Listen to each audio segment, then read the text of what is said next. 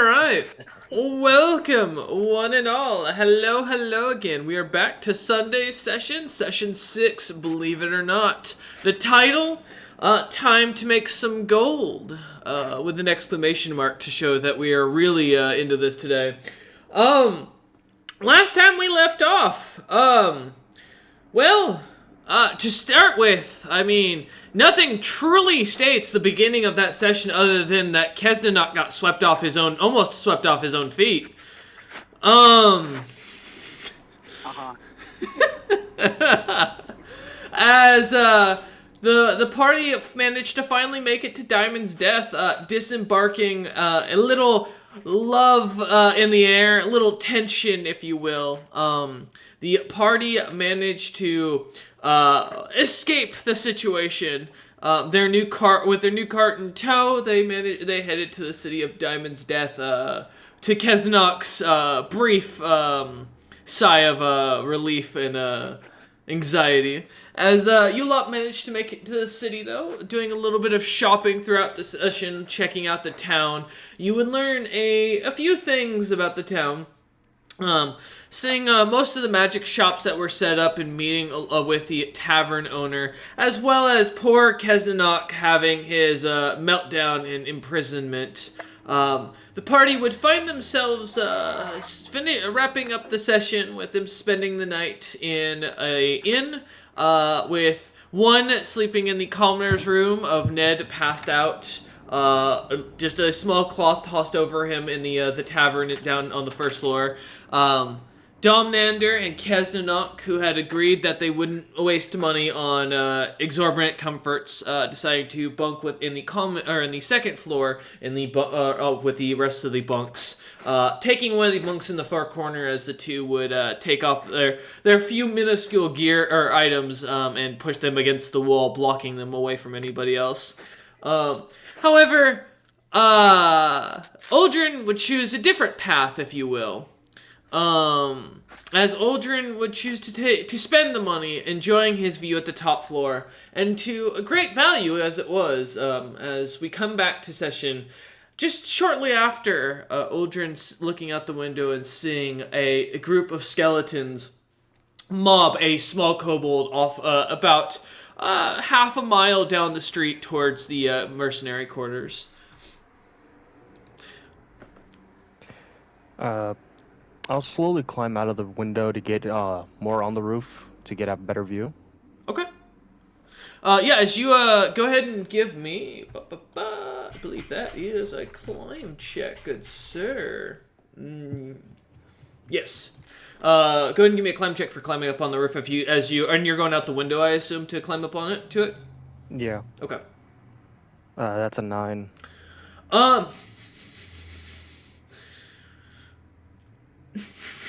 But I am 7'1". It shouldn't be that high up. As you go to reach for the roof, you feel, give me a reflex save. Alright.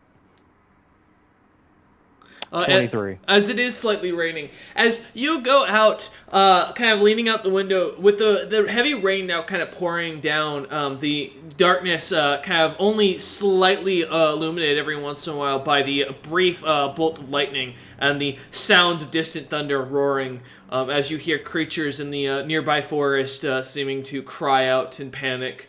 As you go to grab onto it, a flash of lightning in the background, you feel as your hand starts to slip, and just as soon as you feel yourself starting to lean back and losing your footing, you grab hold once again onto the roof, pulling yourself up, just barely, and with a little less, etiquette, if you will, than you'd hoped, as you scurry your way to the top of the roof, the loose tiles at the top kind of falling off, or clay tiles falling off to the side and slamming into the ground. You see many of the buildings have their diamond, circular roofs that seem to kind of flash up every time the lightning strikes. But as you look about down on the ground, you see the thick mud and kind of water starting to build up, pools in the street, as skeletons seem to walk up and down the streets, not really going and hitting any doors or windows, but any creatures or beings that are outside seem to be picked up and stabbed and carried off as their corpses were taken away.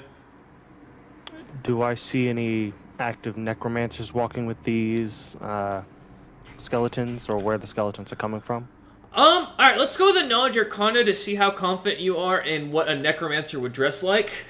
All right. Other than, like, skin, bones, leather, what, you know, all the dark, traditional, yeah. Man. Totally racist thinking all men and women in black cloaks are Yeah. necromancers, dude. Like, Yeah. what the fuck, bro? Beyond that, let's see how Well, much, how confident you are. Here's what I'm thinking. Oh. If you're walking with these skeletons, you most likely are one of two things. One, associated with them. Okay. Two, a necromancer. Okay, so that's a different point, though. You didn't say you were looking for people out and about that weren't being attacked. You said you were looking for necromancers. So I wanted to specify as far as that goes, like, not knowing what a necromancer would look like, as you're not a wizard of any sort, you wouldn't understand necessarily the arcane focuses they would carry around. But based on your assumption, then yeah, just give me a search check. You don't have to do the knowledge arcana. I thought you were like looking for like specifically like trying to like sniff out like where exactly the fucking necromancers were. By the smell of it, there's actually a necromancer right behind me. Oh wait, that's just me. I didn't bathe today. No, I mean, necromancy spells. I mean, that's me. That is stereotypical to assume that necromancers don't bathe. It's the clerics who don't bathe. Ask Kesnanok when the last time he had a bath was. When he says there's a necromancer behind him, Ned looks got a around 19. very panicked. Ned is asleep down in the very bottom floor currently. Oh, that's right. Yeah, in the inn. But as you, like, a slight shiver away as Ned kind of wakes up for a moment, looking about, expecting someone to be there, and goes back to snoring almost immediately. Poor Ned is sleeping all Aldrin alone doesn't want to on associate with us. Then. Yeah, Ned is on a wooden bench laying down in the tavern. He is on watch over top of me. Yes. But yeah, what'd you get, Aldrin, for your roll? I got a 19. 19. As you look about down onto the streets, you start to notice that there are a couple of very well-dressed looking noblemen that look to be dragonkin-like. Many of them with the similar black scaling that seem to be just walking amongst the skeletons. Not at all bothered, as well as you start to notice a couple of people in dirty rags, some what look to be like elvish or elven-like, but slightly taller and larger, with their fair skin but yet tanner and darker in appearance. They seem to be in nothing but rags and ropes as they walk about the streets, the skeletons not bothering them either. These two groups seem to be on different sides of the town as you see them walking about, but neither seem to be bothered. You see about 4 noblemen and around 3 of these street urchins, as we'll call them. I will commit this to memory, and see what else I can see going on in the town before going back inside. Okay. Just besides fighting.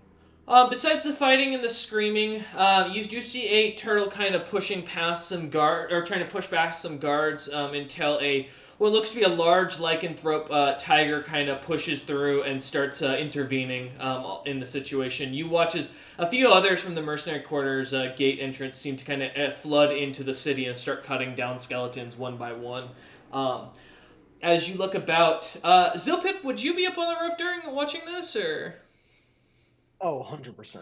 As you do look about, you do see Zilpip a few doors down in one of the on one of the nicer houses with a round roof, sitting on top of one of the or on the roof where it's kind of flattened out at the top.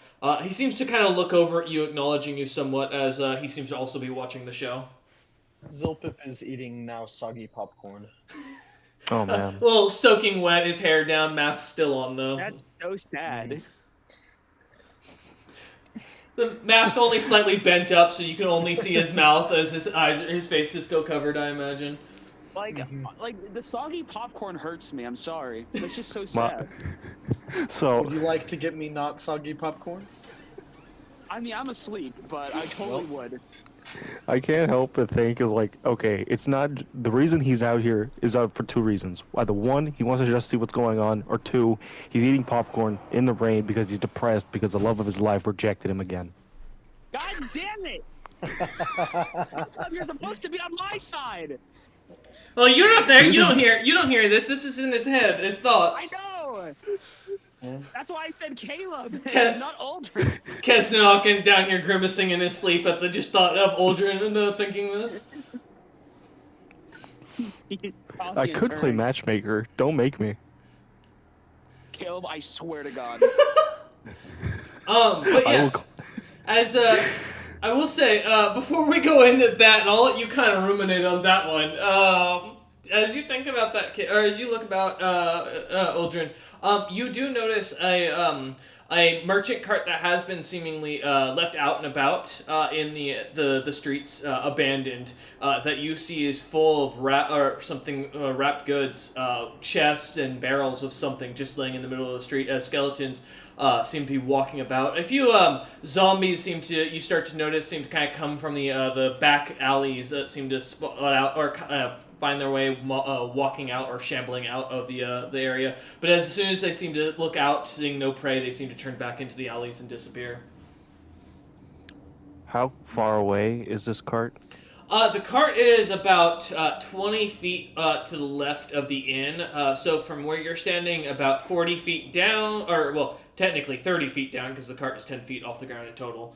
But yeah, so 30 feet down and 20 feet to your left. Looking at it, how far away is it from the closest alleyway? It seems to be kind of situated in like at a cross between like with the two buildings on either side. You can get a clear shot of the alleyway from either, and you can definitely see where whatever driver or rider or whatever the owner of this cart was pulled off into one of the alleys. As you can see a little bit of a blood trail. And some blood still smeared on one of the walls where a canopy still covering it, preventing the heavy rain from washing it away.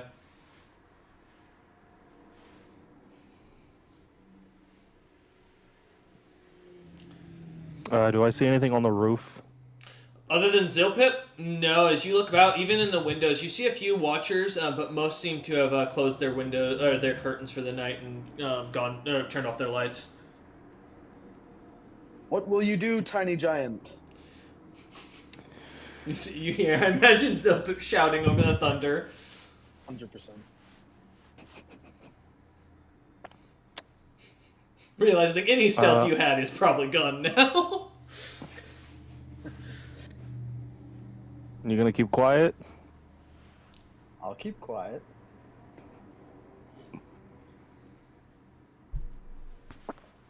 I'll PM you. Okay. Well, you can say it. The players can't do anything about it. They know that. And they can pretty much anonymity. They can also guesstimate well, you'll also get, if you find anything, you'll get the PM of what the list is before it goes to the public. Party knows that's how it works, because they've all had to deal with this before as well. They know how this situation works. When I look over the alleyway, do I see any undead currently in there? Kind of leaning over the side of the building and looking down, you kind of barely see the alleyway between you and the next building. You don't see any creatures or anything moving down there immediately. From this angle, though, you can't see into the next one over, which is where the cart would be to either side of. Can I remove some of the shingles in the roof? Yep, pretty easily. They're just clay shingles that seem to be set on top of each other with a couple of nails of sorts. As you kind of push one up a little bit, it seems to come off. It cracks a little bit, but otherwise, yeah, the shingle's about 5 pounds and feels like the same weight as or seems to feel like a brick. I'm gonna take, let's say 10 shingles out. Okay. And I am going to toss it like a frisbee to the other side of the street away from the cart. All right.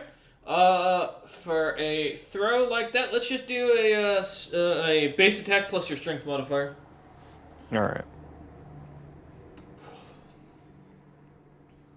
As you start chucking. Good. Wow. Okay, I got a bad grip. I got 4. Damn. As the first one goes, as you go to grab the first one, or you go grab each of the 10, they're wet and soggy, as your hands are still kind of wet themselves from trying to grip earlier and having barely managed to catch on. Nervously, as you get ready to toss it, the thing seems to slip out of your hand and kind of slightly hit the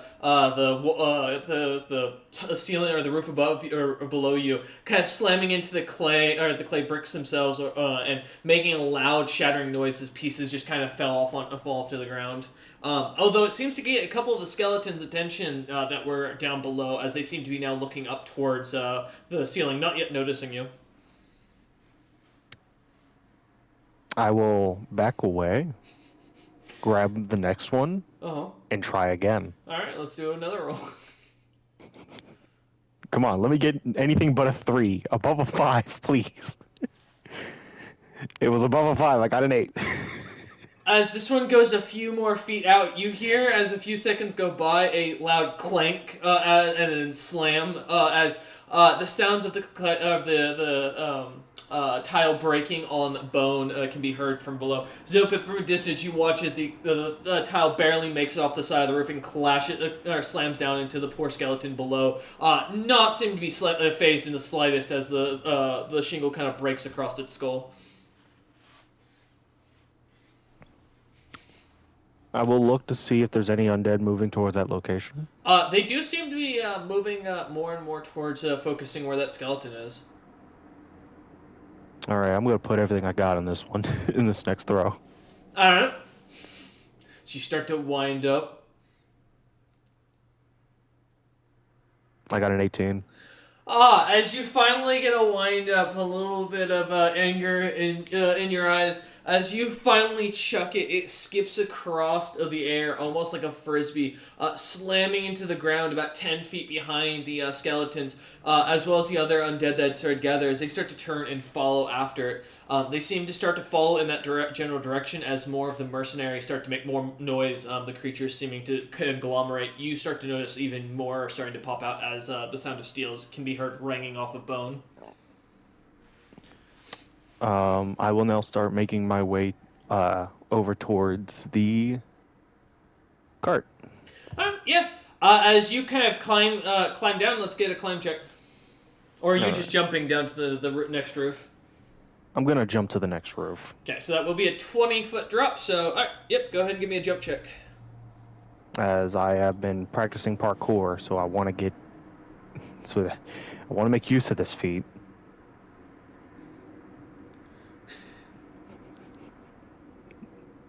I got a 9. You go in between, as you start to kind of run, or back up a little bit, getting your feet kind of on the, skidded a bit onto the tiles, trying to get some traction on your shoes. You start to run forward, and as you make a jump, you feel the wetness underneath, or the rain kind of giving these shingles a little bit too much slickness, and as your shoes catch, losing your traction, you go face forward and start plummeting towards the ground in between two buildings and the alleyway, falling 40 feet. You can give me a reflex save to try and catch the other building as you're falling. I will try that, and if that fails, I will then go for a tumble to try and brace myself and make as little noise as possible. Yep. 21 on a reflex. As you go clattering down, panicking, and with a quick focus of your mind, you grab hold onto the square roof beside you, on the one-story tall building, basically lodging your body down into the building. You will take bludgeoning damage from slamming into the building as you catch yourself. You take 9 points of bludgeoning damage as you feel your gut slam into and face slam into the building. A little bit of blood trickling from your nose as you're able to kind of pull yourself up onto the roof. Looking over at the cart, a little bit of rain kind of now splattering down onto you. You see as a few mercenaries seem to come out of the alleyway. Specifically a very dark black furred one that seems to be about roughly 4 to 5 feet tall, wearing leather armor, surrounded by 2 large ape-like lycanthropes. All right. The next set of shingles I'm going to throw across the street and aim for the alleyway across. Okay. Trying to get everyone to move in that direction. All right, let's get another throw.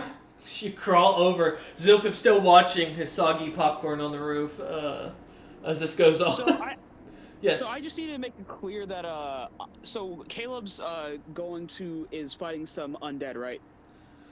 Well, he could end up fighting undead. There's also some mercenaries he's just spotted. Yeah.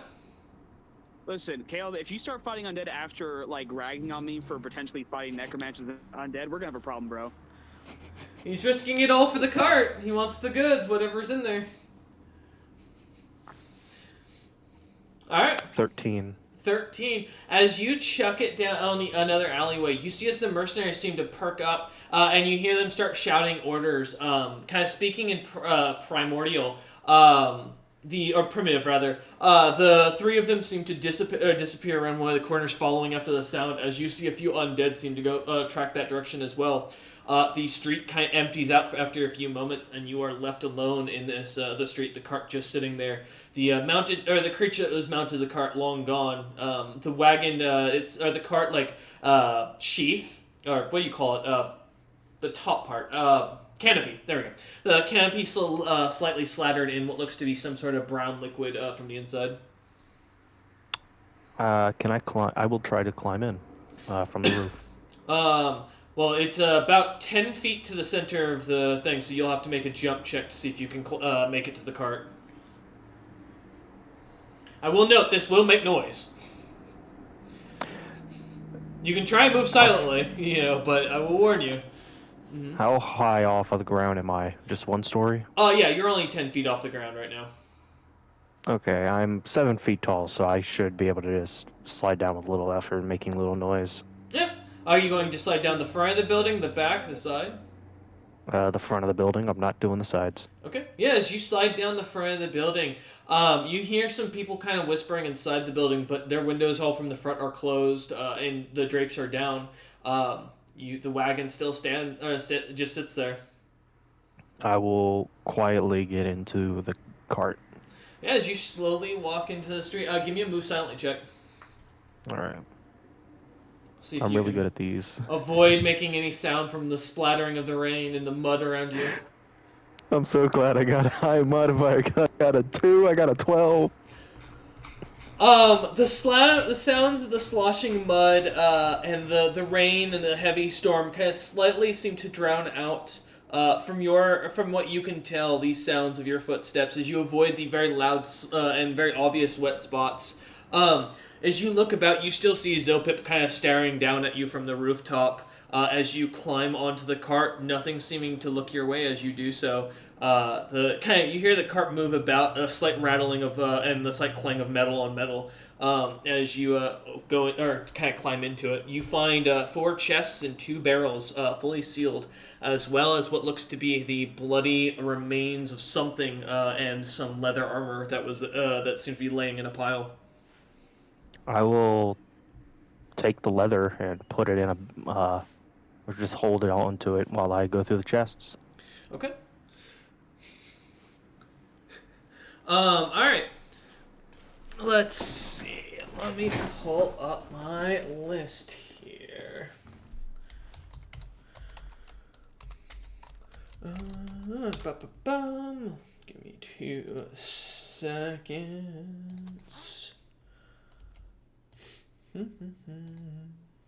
Okay. Alright. So, as you start to look through, the first chest seems to hold about 950... Oh, here. I'll send you everything. It'll be easier. Thank you. Give me a moment. It'll be better if I just send a long-ass list.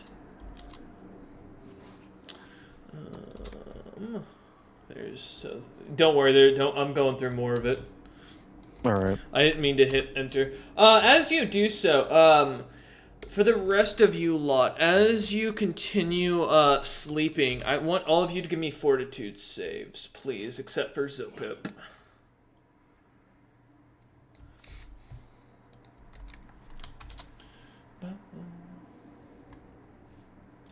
And let me know what I rolled an 8. Ouch, okay. Joke's on you. My dice roll was a 7, buddy. That okay? Where is my fortitude save on my sheet? 11 total. Okay. Schnorris. No, it's gonna be a 21 for Kez. All right. Don't wake up. Wake up. Okay, so there's the everything you find as the here, give me a second. Let me also PM this person. There you go. As you start digging through this, the smell of something kind of on the air seems to trickle into the lot of your the three of you's nose. A slight odorous scent of rotting like eggs kind of starts to envelop your nose as you continue to dream on. Most of you continuing your peaceful slumber as you do so, almost as if you're unable to waken. Ooh, the 21 wasn't enough? Dang. Sorry, you needed a 22. Ah, shit. But as you kind of start... Smells like the tar pits back home. It smells like sulfur. It I know smells a lot like about sulfur. Ned. As Uldren, as you start digging through everything, are you gonna just try and take the cart with you, or what's the plan here? Because I mean, this is 4 chests and 2 barrels worth of stuff. Yeah. Does this loot table include the barrels? Or No, that is just the chests as far as being opened. The barrels are sealed. I will crack open the barrels. As you slam onto them, give me a base attack plus your strength modifier.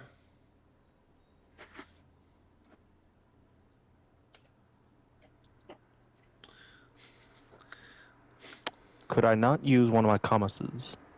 If you want to attack it with your commas, yeah. To like just slide it in and pop up the lid. You can try. Yeah, go ahead and make an attack with it. All right.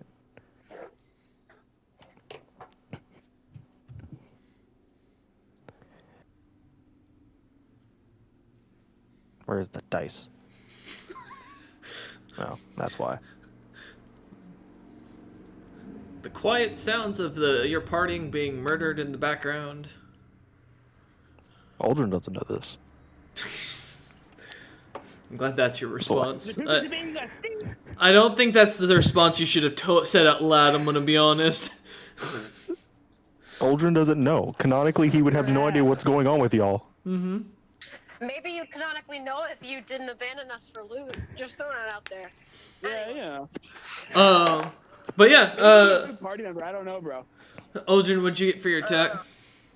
My attack roll 3 rotten turnips. is a 4. 4. As you go to push your commas in there, you try to get into the gap, but the barrel seems to be sealed almost airtight as you try to crack it. The red coloration of it and the large size of it, you kind of move it about a little bit. You don't hear any sloshing of liquid. In fact, you hear more like tumbling of metal in one. The other one seems to sound like it feels like some sort of very thick liquid, but doesn't seem to slosh whatsoever. The bottom of it seems to almost be solid somewhat. I'll try the one that was clanging one more time. All right, make an attack.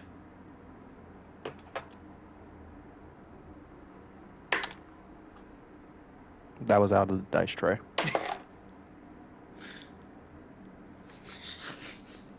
That is an 18. As you go to shove once more, you watch as your commas kind of bounces off the barrel, seeing the slight runes now around the ring that weren't there before, starting to glow a slight golden color as the barrel seems to give a like glow of its own. Okay. I don't know how I'm gonna get all this out of here. I will say, I forgot to mention something you do see underneath as you look back and look over where the leather armor was. Open sesame.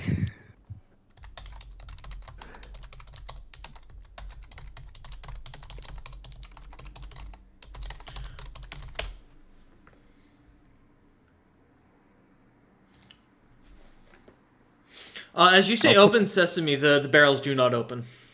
Oh, okay. There, I tried. Mm-hmm. Open, please. By the way, Caleb, remember, it's not open says me. Come on now, bro. Oh yeah, you're right. Open sesame. As you'd say it once more, the barrel does not seem to react. Open, please. No such change. As the heavy rain on the canopy continues to drip down. All right. So it was about, you said 20 feet from the inn we were staying at. Correct. I cannot seduce a barrel. I am not a bard. It's Does living have a a soul.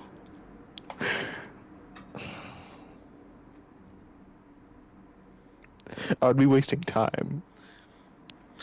You do start to hear the low moans of the undead starting to get closer, and it's from the immediate reaction. You guess maybe a few doors down at this point from you. I throw another shingle as far as I can in the opposite direction. All right, give me another a strength plus your base attack.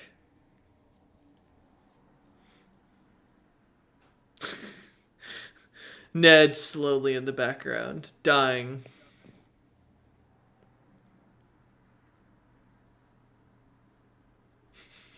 Let's see if he rolls another nat 2. Bless you. Sorry. You allergic to his dice rolls? Wow, that's an 8. Allergic to his shit. It's not. Yeah, Oh, it that's a was. 9. Oh, 9 plus. Oh, ouch. All right. Um, as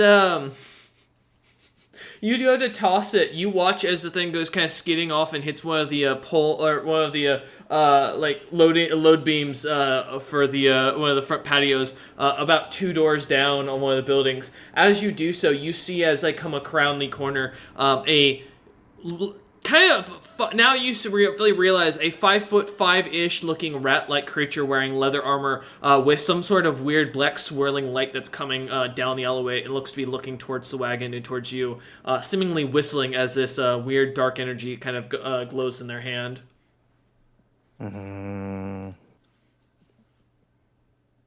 Okay.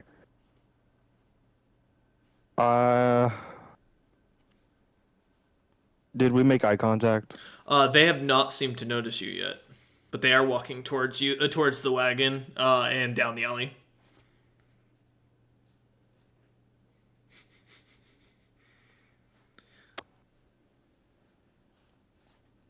I would like to stealth and prep an attack. Which part of stealth? Should they hide? Okay. All right, let's do a hide check. Let's see what you got. A 30. Okay. I will roll for them in the background. All right.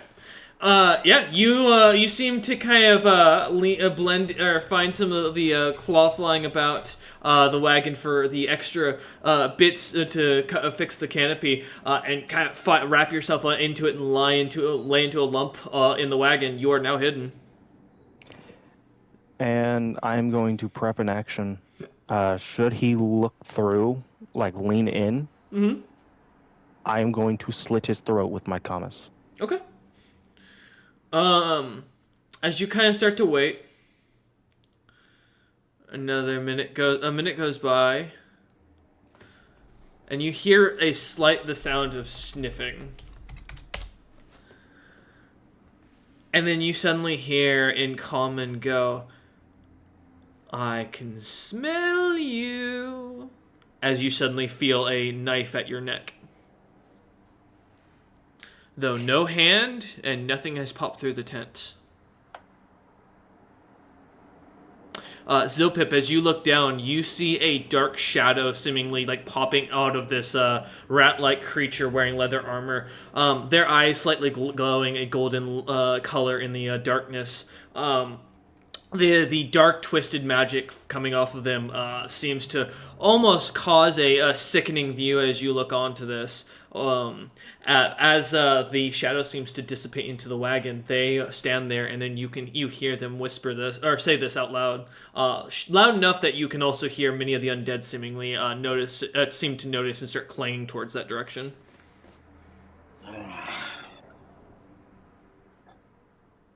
Absolute bummer. I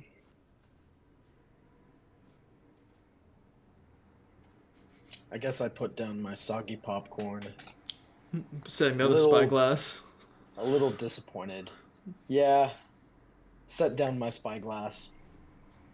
And I will...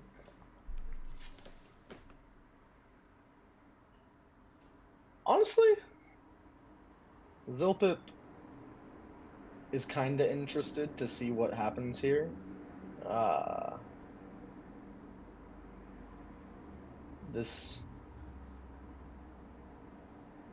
He doesn't want to just, like, solve all of these guys' problems for him, but he doesn't want to super let him die either. So,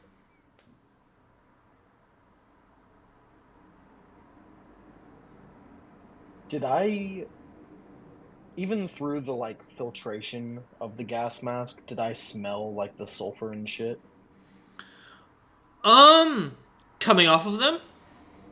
Well, like, yeah, the scent, was that still there? Was I able to tell there was some, like, fucking funky shit in the air?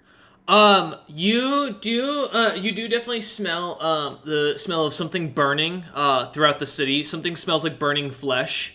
The sound, you can definitely still hear some of the sounds of cracking in the distance, but it's very faint. Even from where you're standing. Beyond that, all you see is these two, and a few other mercenaries down the road that seem to be fighting other undead that have kind of risen up. Oh shit.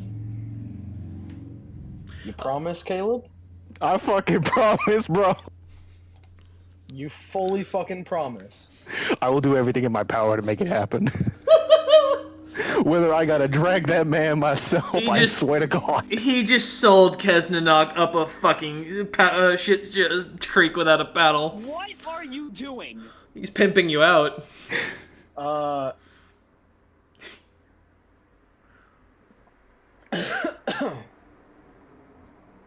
Alright, let's make a deal. Let's sign a contract. Alright. You can't make this deal. Zilpip has no context to a deal being made in the background. Oh. If this was prior to, I'd have no issues, but in the moment, all you see is what you now realize, Zilpip, is obviously a mercenary with the armor matching the other group down the road of other lycanthropes, which, as you count 30 lycanthropes, all in between bronze and leather armor carrying katanas and other such similar weapons, they seem well organized. Are these fucking Neff's people? Zilpip wouldn't know that, but for context, yes. Zilpip would know that. Zilpip was supposed to meet Neff. He hasn't met Neff yet. Oh, I do want to say that there's only one samurai group in town. Yeah, I will say, yeah, the mercenary quarters of them though would be well known. The samurai in here. Correct me if I'm wrong, right? Mm-hmm. We're in Gregsy's city. Yes. And they were supposed to be contracted to be helping Gregsy. Correct. Yeah. I don't like people going back on that shit. I'll send a dark bolt at this guy. Alright. Remind me, what school is Dark Bolt? Dark bolt is...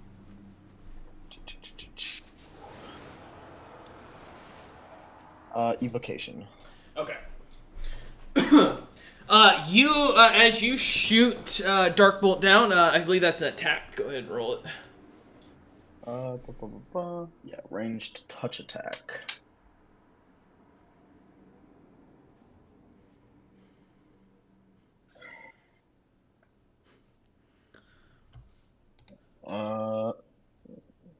Look, just to make sure. Mm-hmm.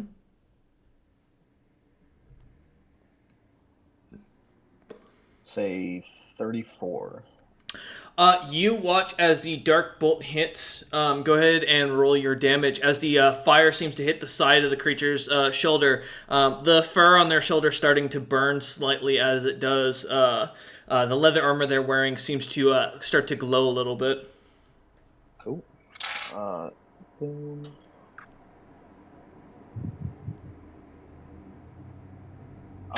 Oh, and this guy needs to make a fortitude save. Okay.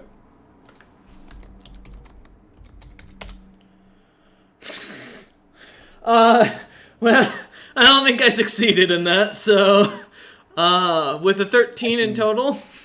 I was gonna say, I can pretty definitely tell you that he didn't. That's 20 points. Oh yeah, 20 points. Half of it is cold damage. The other half is no specific type of damage. Okay. You watch as the slight frost effect seems to take effect as the creature down below seems to grab at their shoulder and then look up at you or look up towards you. He does not look up towards me because he's stunned. Dark does? Yeah, that's what Darkbolt does. He failed his fortitude save, so he's stunned. Really? Oh, shit. Okay. Alright. I did not know that Darkbolt dazed for a maximum 1 round, no matter how many. Yep, there we go. Okay. Alright. As you shoot the creature, it looks forward, it continues staring over at where it was. Uldren, what are you doing as you hear a sudden blast of what sounds like an arcane force coming from outside? I will stand up immediately, seeing as I'm imagining the knife he was concentrating on is now gone. As you go to stand up, you feel something that is going to try and make a stab at you, because that takes their held action. Does a 22 hit? I can tell you that does, as it's over 20. Okay. Alright.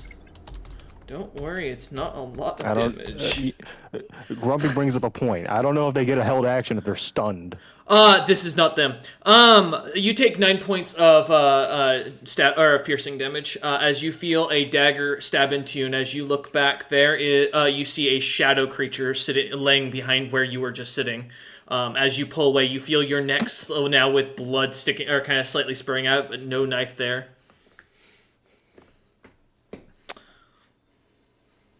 I'd take a deep breath and coup de grace the ratkin. You're gonna jump out of the wagon and do it? Okay. I don't imagine I would have to jump out, as he would be. Is he not up against it? No. He's about a foot roughly stood away from it, because that's why he made the sound. It didn't open the flaps.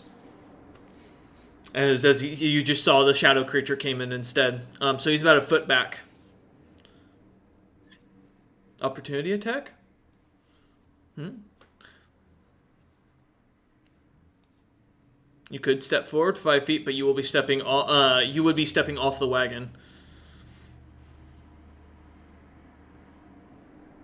So if you're swinging from up here, if you have should be 5 foot reach. As long as you have 5 foot reach, you should be fine. I believe I do. Okay. Yeah.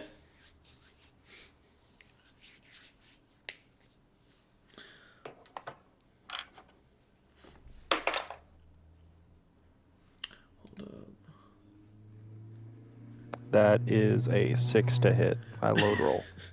A 6 does not hit as you go swinging swinging for them. They don't seem to move though. As you notice, a shadow seems to push away your blade slightly.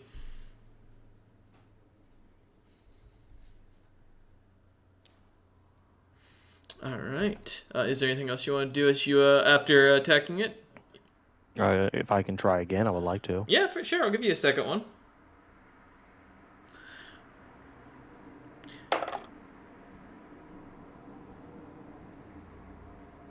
I'm gonna just go to bed. Good night, guys. What'd you roll? A nat 1. Oh no! Roll no. All right, roll again. Let's see what you get. Oh god, our first 3. Don't be our first 3 net ones. All right. 5. Okay. As you manage, or as you go to swing once more, the shadows seeming to easily push away your blade. You seem to notice this creature doesn't seem to even be phased by you or even concerned. Its eyes seemingly trying to look to it, the side of it, as if it's trying to look up and behind it, though its neck doesn't seem able to. Or able to move. The creature looks kind of completely distracted by the situation. All right. As you see the creature kind of still staring up in the corner of its eyes, you hear a slight mumble coming from it, Aldrin. However, it does not come, or it doesn't come through the first time, or so I would say. But give me a search check, or a listen check, to see if you hear this creature.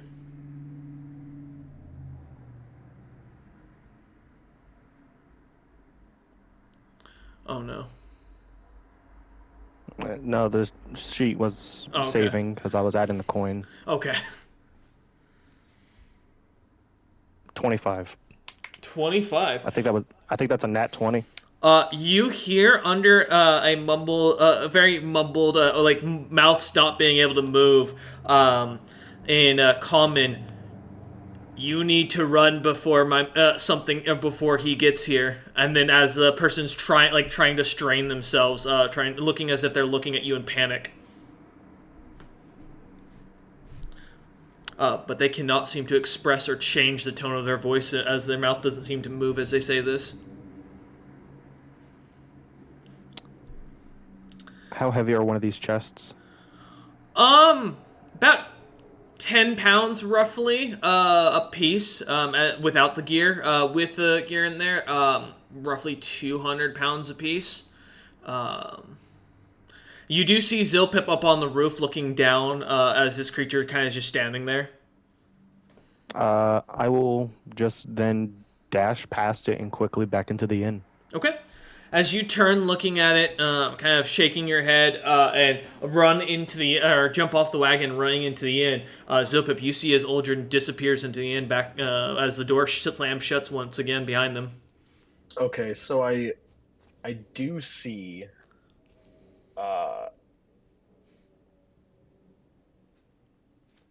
I see him wounded after this creature that I just shot got stunned and wasn't able to do anything.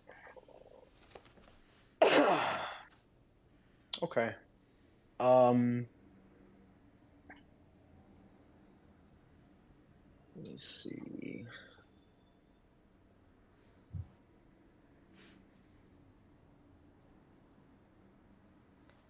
I'll cast See Invisibility on myself. Okay. As you cast See Invisibility on yourself, as you look about, you look around, expecting to see some sort of creature.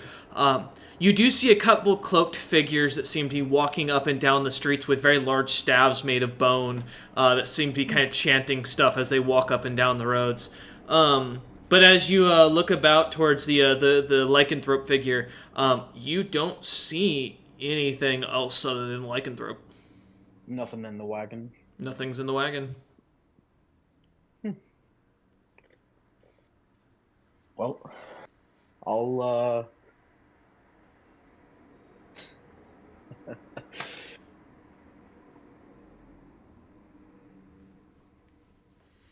yeah. That's no worries. I'll just keep watching from the roof, pick up my soggy popcorn, and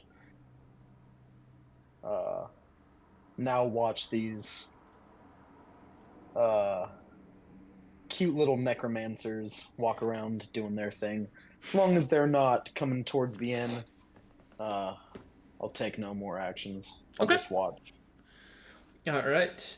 As in the background, the battle continues. A The lycanthrope seemingly looking up at you once the dark bolt dazed effect kind of ends, glaring at you with their eyes. You can see that they seem to say something, as well as they motion towards their neck with a thumb sliding across it. But just as they do so, other undead seem to come down the alleyway, and a few other mercenaries seem to gather up, trying to assist with the fight. Just as soon the lycanthrope seems distracted and back to what they were doing. Yeah. I'll shout down towards the lycanthrope. Just, sorry. Thought you were a different guy. You see as you shout this down, you see a glare from the rat-like creature as they continue about their fighting. You do notice the dark energy does not seem to, or the creature does not use this energy or magic once more after that. As the rest of the night kind of continues on, the fighting kind of going on. As Uldren, as you go running in and slamming the door, you hear as the the lady behind the bar, a young-looking dragonkin who seems to be the night caretaker, kind of looks up at you and holding the large bar that normally braces this door shut, and kind of shoves it to you as she looks at you. I shove it against the door. As you kind of push it into place, bracing it, you hear some slams and some smacks against the door, but otherwise, after a few moments, it quiets down as you hear a light snoring coming throughout the tavern, as well as you look down to your left, seeing Ned kind of laying on one of the benches, now fully covered with what looks to be a dark blanket. Thanks for that. She looks at you and goes, well, you paid for a room. It's part of the service. Just please don't go out again. Yeah, sorry. I wanted to take an evening stroll. Don't do that. Next time I'll wake up your friends, please. Okay. She kind of turns, like, panting, kind of walks back behind the thing as she goes back to working about cleaning the bar. Speaking of, when do the undead disappear? Oh, well, when the light hits the roads. Perfect. How long until first light? 6 hours, I'd roughly guess. Okay. Can you... If I do not or come down at first light, can you come up and wake me? She kind of nods and goes, I can send someone up. Thank you. I will then head to my room and go to bed. You do notice the thing they use for their time as you look start heading up is a large sundial. That with the rainy season going on as it is, something starts to kind of click in your head a little bit, Uldren, that there might not be any sunshine tomorrow. I will try and discipline myself to wake myself up in approximately 6 hours. As you head up to the top floor, climbing the top 3 flights of stairs once more, kind of looking or passing the second floor, you see a brief opening as someone kind of comes out, yawning as they seem to step downstairs to go grab something, and see in one of the corners, Kesnanok and Dom are in one of the bunks, completely snoring and out cold. But as you finally make your way back up to the top floor, kind of walking inside, you see a small-looking, yet smiley and recognizable face of a 3-foot-tall-looking Jakix, who looks to be in his red nobleman's suit, or merchant suit, sitting on your bed, waiting with a big, bright, toothy smile as he does so. His eyes kind of fluttering as you come through, and he goes, "Ah, my dear man, I've been waiting for you, Uldren. Please, come sit." How did you find me? I'm a merchant. It's part of the job, you know. Okay. I will slowly walk over, but sit as far away as possible on the bed. As you kind of come over and sit down, he kind of looks at you and smiles as he slowly scooches himself closer in that really, like, awkward management, knowing you don't want to sit next to them, but they're going to make you uncomfortable kind of way. He scoots up right next to you, not breaking eye contact with his smile going on, and goes, as he wraps his arms, tries to wrap his arm, although it barely goes to the halfway around your back. As he kind of smiles. Oh wait, you're medium. I forgot. Never mind. As he tries to wrap his arm around you, it kind of makes it way midway around your back, and he smiles up at you and goes, "My dear boy, how would you like to do me a grand favor?" What is this favor? I have, and he pulls out a little sack of coins, 300 gold pieces here. And there's another one of these, as he pulls out a second. If you know that little bucket you got? I would like to hold on to it for the time being. And I'm willing to borrow it from you, meaning I'll give it back for 600 gold pieces. When will you give it back? When I am no longer in need of it, maybe a year, maybe a week, and maybe tomorrow. Just rest assured it will come back in the same shape that it was returned, and that you will be compensated handsomely for my possession of this bucket for any amount of time that is considered extensive. Unfortunately, I can't part with this bucket. I really was hoping you'd do this the easy way. If I have to do this the hard way, as you start to feel a coldness kind of shivering down your back as a magical darkness starts to erupt around the room, kind of clouding it up. The curtains, you notice, are drawn almost purposefully to block out any outside viewer, as Zilpip kind of monitors the inn from outside, not really seeing anything different going on. The magic eventually fills the room as he continues and goes, I really don't want to have to make this a problem for you and your friends down below. So how about you just take the gold pieces and we call it a day?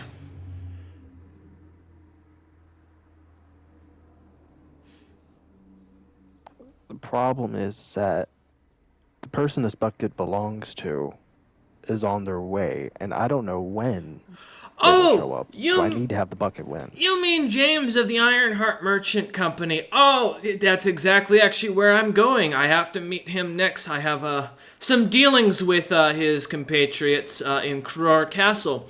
So that's actually one of the reasons why I wanted to take it. If I had known that you were waiting to give it to him specifically, then I wouldn't have even offered to rent it. How about this? I'll pay you the 400 gold pieces now, and then I'll take it to deliver. I'll get 200 out of it. I'm paid off. You make a profit. All wins. How do you know them?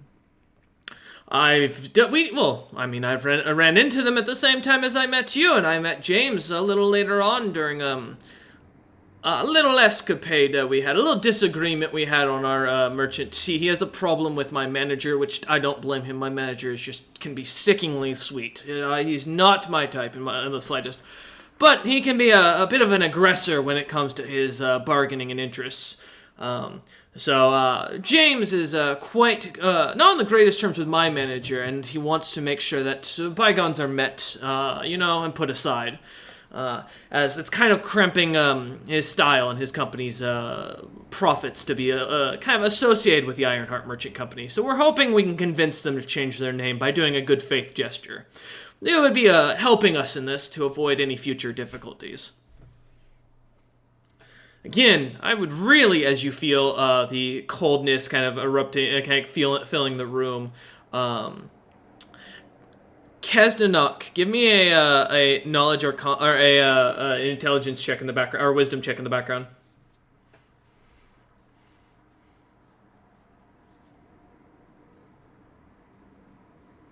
Alrighty, wisdom check. Let's see what we got today. 13. Okay. You start to feel in your, as this is going on, a cold chill starts to kind of surround you, and as you're dreaming, you begin to feel a cold mountain kind of envelop around you as you see the world kind of expand.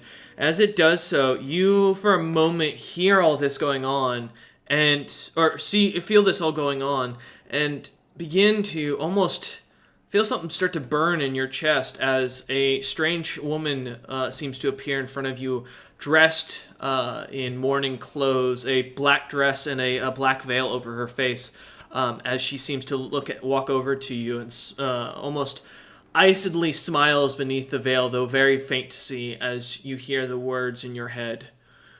Wake up and run. As you are snapped forth to the sounds and the feeling of cold and darkness all around you. It seems almost unnatural as you look about with the magic kind of flowing through the area. You start to notice that the air looks to be thick with a cloud. We'll come back to you in a moment, Kesnok, as you start to think about what you want to do. Uldren. Kicks its spot next to you, waiting for your response. Can I sense motive on if he's actually going to deliver it to them? Sure. Without being or any other nefarious means? Yeah. 24. As you look on at him for a moment, kind of eyeing up the body language, something about him tells you can trust him, that he's not lying to you. There's no animosity, it seems, between the two groups. Something seems almost like this is a joyful moment to him. He seems excited, almost like as if seeing an old friend.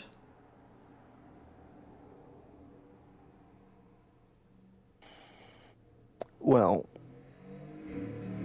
why don't you, to save you the trip, why don't you just wait in the city? I will give you the bucket, you wait in the city for them. Because I've already sent word to them to come to the city. It's unfortunate you've chosen the hard way. I am just simply asking. You know your friend out there? The short one with the white hair? See, yes. He can't do anything to save you right now. Because from what he can see right now, this inn looks like it's normal. Nothing's going on from the outside. He doesn't realize that I've been setting up a bunch of necromancers in the city just to walk about and cause you guys just a little bit of issues to make you kind of cornered in a place where I can get to you, where you wouldn't leave the city in a quick bout. And just like that, you fell for it so easily. Kesnok, Uldren begins to hear this. What are you doing? After doing kind of like after waking up, doing a quick look around, I kind of internalize this. Yep, like that's my god just told me to get the fuck out. So I quickly, I hop down. I am like, Dom, get up, get the fuck up. We gotta get out of here. Dom, make a fortitude save.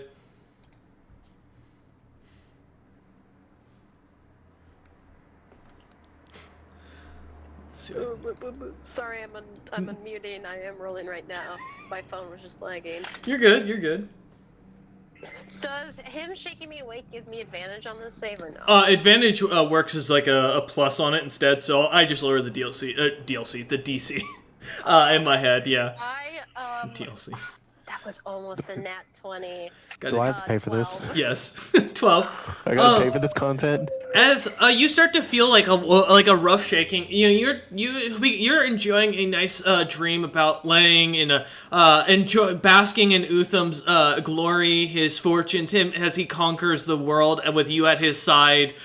This glorious dream in the background going on. As you suddenly feel something shaking you awake, and the strange smell of like rotting eggs kind of filling the room as this like almost unnatural darkness seems to have enveloped the entirety of this level of the inn. You cannot see Kesnok's face. You can just feel someone shaking you. But I am awake and I do hear his voice. Yeah, you do hear him shouting, like kind of like whisper shouting in your face. Seeing the smoke and sensing something is wrong, I think Domnander, his survival instincts kick in. I'm sure when he was in the wilderness, he had many times where he woke up in the middle of almost dying, So he's going to panic in the dark, feel for where he kept his things, and like scramble and grab for them. Am I able to find them where I left them? Yeah, you can also feel that as Keznok kind of lets go of you and kind of bumps into you as you two kind of moving about. You feel as Keznok puts his armor on in the background as well. I will note the two of you did see there were about 6 other people on in these in the bunks around you that were kind of spread out. So you're not the only ones in here, just as a note. But you don't hear anybody else currently. If I feel my things, Domnander is going to grab and put on a token of his from his time spent on the ship with Zilpip. I'm going to put on the gas mask I was given. That's smart. As you do so, Kez, give me a fortitude save. Ned, I also need you to give me a fortitude save to wake up before you start taking any damage. Sorry, guys. There's only one. 20. Damn, Ned, Jesus Christ, Ned, you're fine. You're sleeping like a baby, and as you sniff in the gas, it starts to remind you of your childhood. Yeah. That's an 18 for Kez. Alright, Kez, you did fail. I figured as much. Seems like a very high 1 point. Alright. Give me a second. Oh, no. Oh no.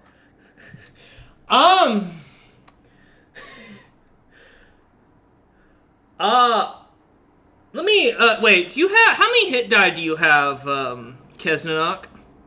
Like, hit die? Yeah. 2. Keznanok is unconscious on the ground. Keznanok, you are on 0 HP right now. You don't have any idea as you breathe in for a second this deep smell, you feel a strange stabbing moment in your chest and your lungs as something seems to, almost like a poisonous effect seems to take a hold, and you drop to the ground almost completely blacking out. Oh. I don't know if I have anything that can help with that. You do, feel as Keznanok drops at your feet, and feel the weight. I think. Did I wake up?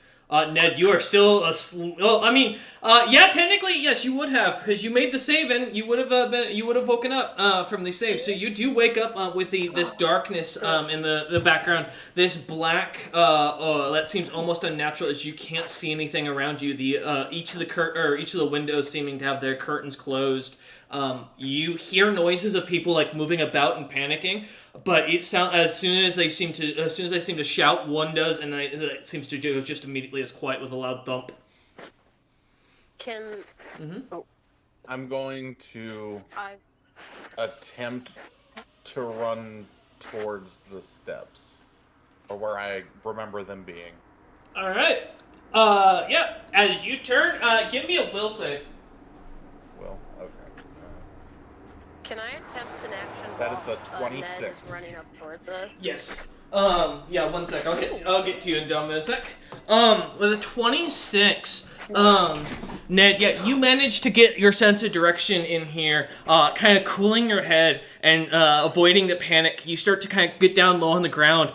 The forest is just as dark, though this seems kind of weird that an indoor place could be this dark that wasn't a cave. You start to crawl your way over, easily moving and kind of pushing past bodies, not really registering that they're bodies, just feeling something kind of warm beneath you as you kind of walk over them. And I think to myself, I told them I know which way north is. As you crawl your way up, all right, we'll come back to you in a moment. Dom, one more action, and then we're going up to Aldrin. I wanted to, because question first, I guess, before I take this action. When we went upstairs to the room last night, Domnander would have surveyed, like, the entire room for safety. Were there any, like, windows or hatches or anything that would open to the outside or, like, to an attic? Not that you saw, no. The roof is, just got windows that you could climb out onto the roof, but that's it. If there's no windows for me to open to ventilate, nope. Domnander's going to take whatever piece of fabric, I'm sure he'd have spare clothes, or Kez would have spare clothes, and is just going to wrap cloth, something to filter air around Kez's face. And Okay. can I attempt to make a heal check? I'm not sure I could give mouth to mouth or anything, but is there a way I could like try to like prop, Yeah. like maybe lay? Oh, Kez is already laid down. Just like position Kez in a way to make breathing easier. Yeah. Let's go ahead. Yeah, you can give me a heal check. There is DC specifically for this, so don't. Alright. You know. Yep. I am, guys, I'm cracking out new dice for this. So here we go. It's sparkly and it's new. While this is going on, Zilpip in the background, make sure you give me a knowledge arcana while you stare, kind of look about watching all this. Oh, I see you just DM me. did. Okay. Yeah. Holy shit! Go I ahead. just got a nat 20 plus 4 for the heal check. Kez, as you kind of slightly come back to, your eyes slightly flutter open. Plus 3. Bringing you back to 1 HP, you feel as, like the air seems to come back into your lungs, as something seems to be covering your face. The only scene that seems to come into your vision for a moment as you flash back, or your eyes flutter open, is this leather mask with glass on it, a very foreign appearance that you only recognize as Zilpip's mask. No, it's a dead grip. As Kez shouts it loudly, Do you want to I'm die? as the two of you start kind of like trying to like talk to each other slightly, helping each other, getting Kez not caught up on the situation. Zilpip, real quick before we jump to Uldren, with that, as you look about, something is definitely off about the building. As you look up and down, you notice there's not a naturally visible concentration, but some sort of light, a bit of glimmer of light that you see, as if someone is casting multiple spells in an area and like causing what you would recognize as the Mesna effect, the leftovers of magic kind of gelating out onto the ground. This seems to be creating almost an unnatural force field that's blocking out the magic from outside, that gives allowing someone like yourself to be able to see it as easily. As these multiple spells go off, you're not sure what the spells are, given your current background and current understanding of magic. The spells are very foreign to you. They look similar enough, though, that you get a general idea of what's going on. As you recognize the spell that seems to be some sort of magical darkness, and you'd guess is a rough variation of some sort of cloud-like spell. You're unsure, but you recognize that there is a second spell and maybe a third going on. The third you get no reading on. Gotcha. Uldren. As we jump back over to you real quick. Well, actually, before I do, Zilpip, is there anything else you want to do?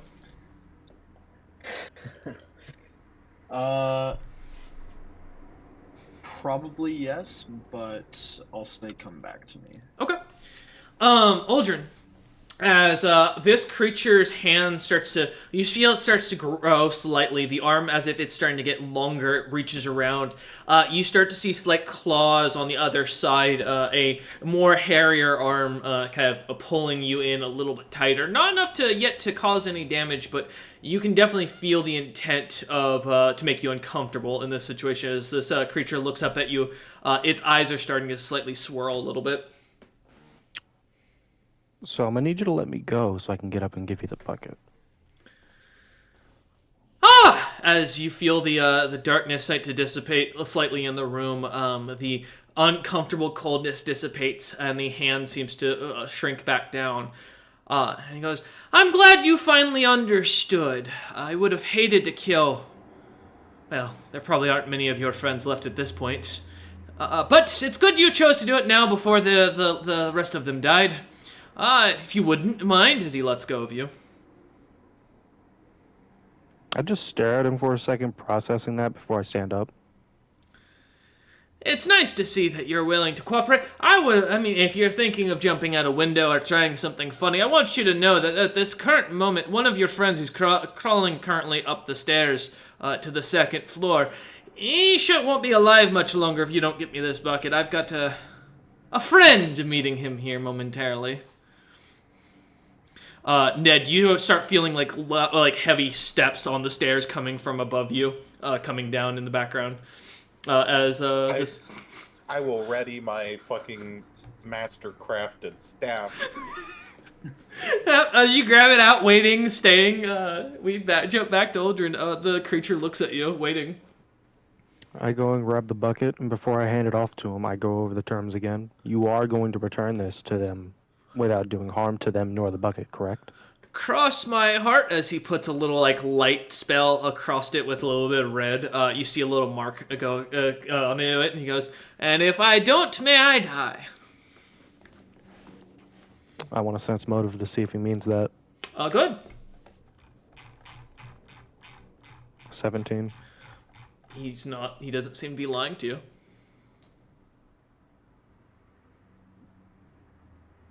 I acquiesce the bucket.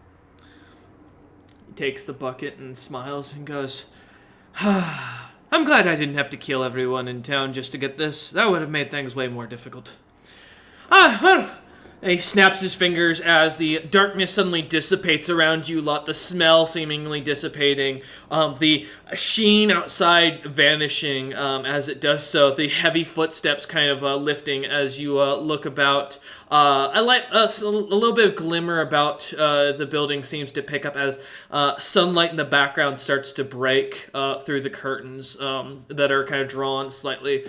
As the creature stands, or kind of jumps off the bed, stands up, brushing himself off, and goes walking out, smiling and whistling as he does so, summoning a little cane that he seems to swirl in the air as he walks out.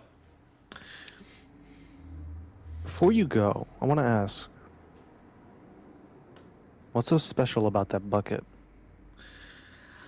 Dear boy, there's one thing in this world you need to learn. Everything has a place, everything has a plot, and everything has a reason. As small as a mouse may be, it can topple a kingdom if used by the right puppeteer. With that, note that you're always on someone's strings. As you see, he closes the door behind him, and you kind of hear a light couple footsteps, and then the sounds of some magic being kind of expanding out. I will cast a spell. Oh, what are you doing, Zopoop? Through my little floating eyeball familiar. I'll PM you.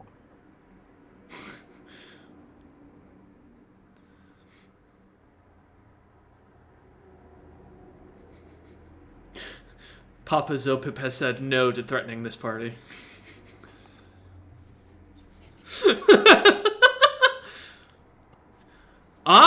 Interesting. I like that spell. I'm gonna make it. Let me check something, because I don't think you're gonna want this. I don't want this? I don't think you're about to want this. Okay. He doesn't have a lot of it, that's fine. No, that's not the problem. Oh, no, that is not the problem in the slightest. Let me pull up his character sheet real quick to make the will save. Sure. Give me a second, because World Anvil takes forever. As this is going on in the background, Ned, you start to see as the light the cloud seems to dissipate as some of the doors open up. A few people kind of panic, running out, passing you on the stairs. As you get a slight glimpse into the second floor common bunk room, you see as Kez and Dom are kind of leaning into one of the back corners. Kind of as it looks like Dom's kind of leaning over them, holding like some sort of something to their mouth, as if looking like they're being strangled out. Do the first person to turn the corner on the steps, do they look threatening at all, or do they just look terrified trying to get out of the building? As you look up at them, they look to be scared for a moment. Okay. If they had at all looked threatening, they were gonna get fucking whacked upside the head. So you said it looks like Dom and Kez are being suffocated? No, it looks like Dom is suffocating Kez. I'm wearing a weird mask you've never seen me wear before. They can't. You've really memorized From Ned's perspective, Ned, you just see the back of Dom like leaning over Kez, holding him down kind of on the ground with one hand covering his mouth right now. Rag on his mouth. Yep. I am like full speed Just with the stop staff just resisting. raised above my head. God damn it. You're going to die if you resist, Kez. How many times do I have to say this?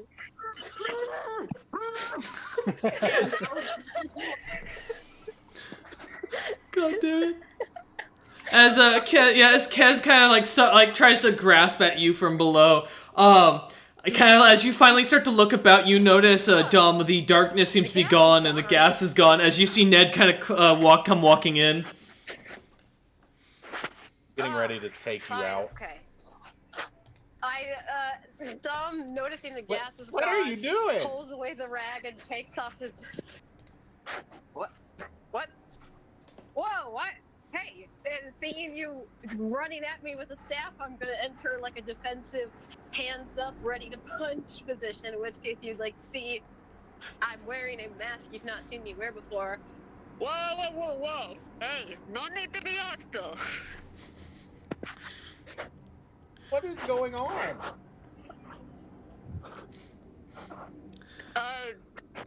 Kez died and I temporarily saved him and he's tried to hit me several times and has called me Silpip.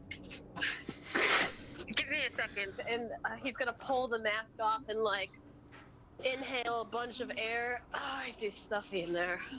Kez still being slightly suffocated beneath you with a piece of cloth on his face as you're leaning down on him still. No, I let go. Oh, okay. I let go. Kez, the full weight of the large giant finally getting off of your face and head, and the cloth being removed. The cloth that you realize hasn't been probably washed as has been used for the inn quite often. The smell a little bit rough as you get. Fuck. I mean, I'm suggest appreciative. Was that healing- one of the toilet rags? Was it? As you look down, you look at it's just one of the blankets torn from one of the other beds that was. It had been slept in. It looked like it just hadn't been washed yet recently, so it looks like you kind of get a whiff, the slight smell of sweat kind of eroding from it, but otherwise it isn't too rough, thankfully. It doesn't smell. It's not. It's just a blanket. Kez Wait, passed it- out. it's I not? assumed died from the gas. No, Oh. Ned, I mean They're- this in a very They're kind gonna way. charge us a It does cleaning not fee. smell stronger than you. I don't think. No, they're I gonna charge thought us the anything blanket. in a panic. I thought the blanket was toilet paper. Used to clean. You thought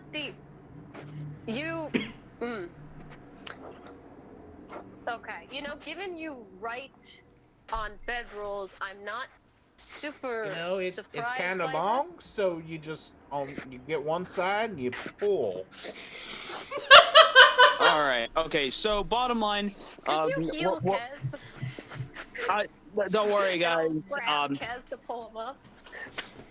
You know what? Thanks. I think I just gotta clear up my lungs. There was some nasty shit in the air. Looks like we're all here. There's me, you, Ned. Where's Aldrin? I know we went to bed, but I thought he was gonna, rent a bed with us. Where'd he go? As you look about, Be dead in I one thought of he the got a beds. fancy room. None of us would have known What? that actually. no, yeah, you were all passed out before that. He bought his room last. Well, I was laying on a bench We down thought there. That's he was true, in the yeah. common room with us. Um, He was poor. I Yeah, will- Ned thought passed you'd be out with before us. the others even got a common room. Ned was asleep. Yeah, I will say, as you You guys three sleep downstairs? start to talk, Zilpip, you feel your magic go off, and as it does so, you feel as if something should happen, but as the spell seems to have no effect. I had to double check because I thought it was just charm originally. You've watched from you're familiar as this creature seems to use some sort of spell that looks similar to a similar gateway spell you would recognize that would only travel roughly about 500 feet. But you watch as the creature seems to walk through and disappear. Aldrin, I assume. Nothing. Correct. Damn. Like it hit him Yes. and Had no effect. Did I feel like he saved against it, or did No. I feel like? He did not. He didn't even seem to move or recognize or make any interaction that any action that would have said that he even noticed the spell go off. All right. As you lot, as the three of you are having this conversation, Uldren, I imagine at this point you would have ran down, kind of downstairs, or are you staying upstairs in your room and just going back to bed? Peering through the window, is the sun up? You do see the first glimpse of first light. I run downstairs to the party. As you run downstairs to the second floor, you see the party kind of gathering in the bunk room. As Uldren, you run in. Ned, Keznok, Dom. As Kez brings up the fact that he didn't see, or he doesn't see Uldren anywhere. Uldren comes running through the door into the second bunk room. Asses up. Let's go. I don't give a shit if y'all are in pain or if y'all are still groggy. With me now. We need to do something. Where were you? I was in my room. Stop asking questions. This can wait until after. Another's eyes After what? narrow at being bossed around. Who the fuck do you think you are? Hey, motherfuckers, I get closer to them, and I say this with the straightest face possible. Do y'all want to be better equipped than y'all currently are? Because if y'all fucking want to, I recommend y'all follow me now. Bro, I'm on the brink of death, so how about not? Damn, then that means you can sit here. Seemingly away. Dom, I need you. I know we've had not the best history, but for the love of God, you are stronger than me. I need you to come with me. Out of character? Don't know if that's a fact. In character, I just want to roll just a brief sense motive check on him to tell why he's panicked. I don't think he's got anything like planned to harm me. I just want to know why Uldren is so scared, because Don't understands almost dying to gas is bad, but he gets the feeling there's more to the story. I just got a natural 20. Can I say it, Dio? Go ahead. That's +5. So I am not scared. There is pure desperation in my voice as I clearly know something you do not. Okay. So I am going to put a hand on Keznok's shoulder, who's closest to me, and it's just gonna be like, Kez, you are not well. Have Ned tend to you. I am going to look on this on your behalf, and we'll give a respectful nod, and we'll go with Uldren, and it's like, I will question you about this later, but you're not lying. Dom, I'm pretty sure I trust you more than anyone else, so by all means. Yeah, okay, yeah, I will help. I will help. I'm going to throw out of character. I don't have a great strength score, but I can punch things hard. I will take Dom with me to go to the cart and hopefully grab as many chests as possible before guards show up. As you head, huh? Never mind. Go. Just okay. Continue. As you head outside with Dom, Ned, are you staying up with Kez? Yeah. As you head out, you do see or as you walk out, Dom and Uldren, into the open street, you see a group of mercenaries seemingly investigating the cart, pulling out coins, pulling out weapons, other items. You see some talking and discussion. As you look up towards the roof, Zilpip is nowhere to be seen now that light has broken. You see the mercenaries look to be very angrily looking about, with the lycanthrope that you recognize the rat almost immediately amongst their group, looking through in the cart right now, not looking towards you. So I stand behind Dom and begrudgingly put on my mask. Dom, yeah, you watch as Uldren just circles around you and hides behind you. Would Don understand what the mask means? Like, has he seen Aldrin put it on enough to know that it means, like, it's crime time? Not put it on, but every time you've been in combat, you've seen Aldrin using it. That's the only time Dom has really caught in a pattern, is that Aldrin always wears it in combat. Domnander's going to whisper because he knows Dom is close enough to hear. Like, under his breath, head slightly tilted down, so, like, he can capture the words. If we're going to have to fight and kill guards and risk being arrested, I would like more context. But is nonetheless cracking his knuckles subtly and just sort of waiting for an answer. So, I was hoping to beat those mercenaries there. Last night, I found a cart filled with masterwork weapons that would have been very well used in our hands, but unfortunately we were not fast enough. And I doubt, because I left on bad terms with the rat, we can just mosey on over there and just ask for it. Domnander's starting to think, and by starting to think, I mean the character, I'm checking my stats right now to scheme a plan. I'm going to... Domnander seems to think for a moment and regards Aldrin and goes, let me talk. Stay back, let me talk. If I can't talk our way into this, we'll go from there. And we'll move to walk forward, but in a straight enough line that Aldrin could just remain stealthed in my shadow if need be. And he's approaching very casually, not threatening, like very clearly making it in his body language that he's like acknowledging there's people here, but is walking in a way that's like, I am meant to be here, I am here for a thing. Like, he's not uncertain, he's not hostile, he's just like approaching. You see, some of the mercenaries seem to kind of nudge the one digging in the wagon for a moment, kind of elbowing them. And as they kind of turn and look over, a little bit of ice still on the top of their shoulder. They look over, and a slight glare comes across their face for just a moment as they then change their outer appearance. And looking up, only standing again, like about 5'5" and weighing no more than 150 to 180 pounds. They look to be very lean with their leather armor and with their very black-colored fur and bright golden eyes, at least with the sunlight seeming to kind of bounce off their eyes, kind of covering the color of them. They look up at you, Dom, and go, "Are you part of the one who was in here earlier that I managed to get in the nick in the neck? The thief?"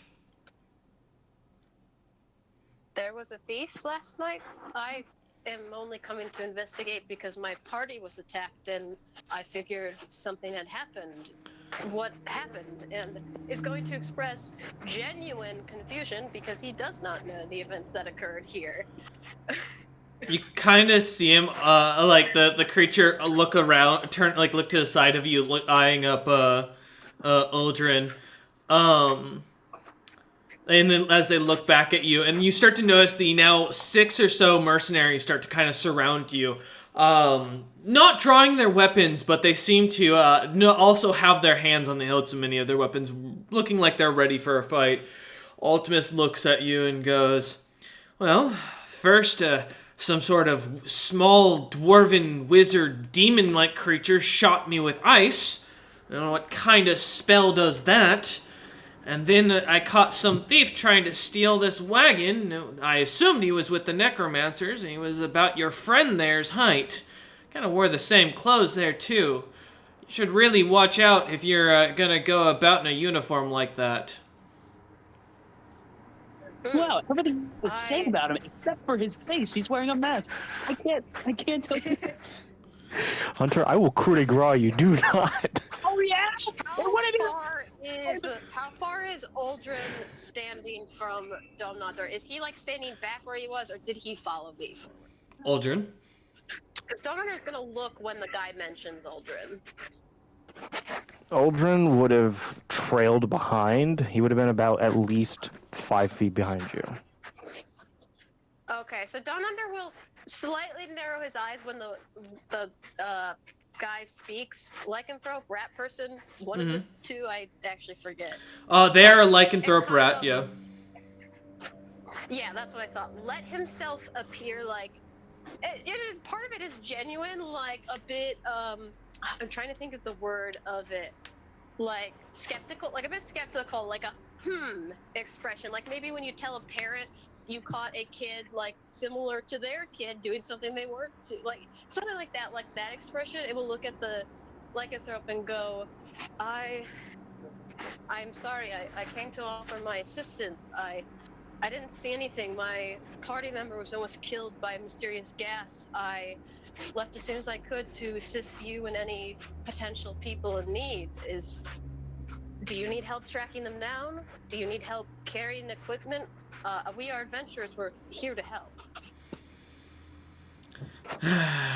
You see a sigh as the rat lycanthrope kind of shrugs and goes, "Well, it doesn't look like any of you lot are casters, and I doubt any of you could shrink to that size. Well, and it doesn't. Well, your friend looks to be the person. I don't see a nick on their neck or anything like that. At least not from what I can see. The clothes are suspicious. I have. You see them kind of rub the back of their head. Yeah, it's better to go find that damn wizard, anyways. You're not worth my time. This isn't your wagon, I assume, so I'm gonna have it brought back to the mercenary quarters and protected until the owner can be found, or if he was killed, it'll be turned into the city. You can go about your business, and if you see a short wizard with tight-cut white hair, you let him know that there's a group that's looking for him. Tell him Ultimus would like to have a nice chat." Should I make it aware it's a threat, or try to casually lead him to you? And kind of quirks a brow. You do what you wish. Take it as you will. I'll be in the mercenary quarters if you need me. As they snap their fingers, and you see two of the lycanthropes grab the cart and start dragging it with them as they start heading back down towards towards the T section. Don Under is gonna watch and is going to wait, and if Aldrin makes no moves to attempt anything stealthy during this, he is not going to intervene. He's simply going to make note of the path they're taking and remember like the path they took to the mercenary guild. Like he's just thinking over the route in his head. Alright. As you kind of watch, a few moments go by as Ned and Kesnanok kind of come down the stairs, finding themselves kind of out in the street with you lot. The weather looking to be like it's clear, though slightly cold, with the air. No clouds in the sky that you can tell.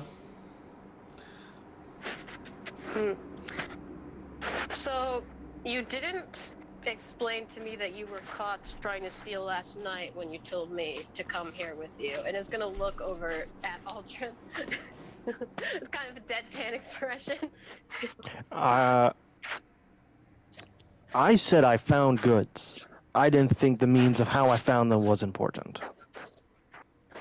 When I'm trying to be kind and charitable and persuasive, it is a factor that matters. However, we know the location of where it is. If it's so important, I think we can go there on good terms.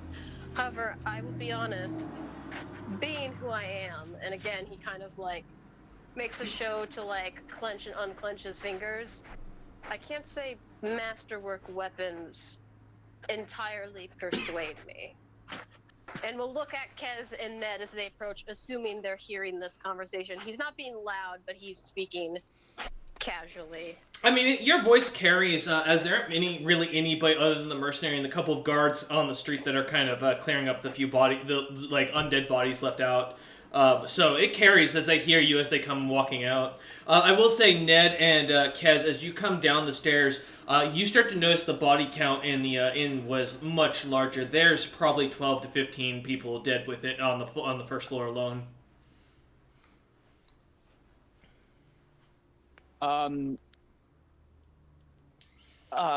Robert, Ned has some healing spells, right? No, sir. No. Okay. Oh, shit. I guess. All right. I guess I I'll have a use... good healing roll, but that's about it. Yeah, same. I guess I'll Yep.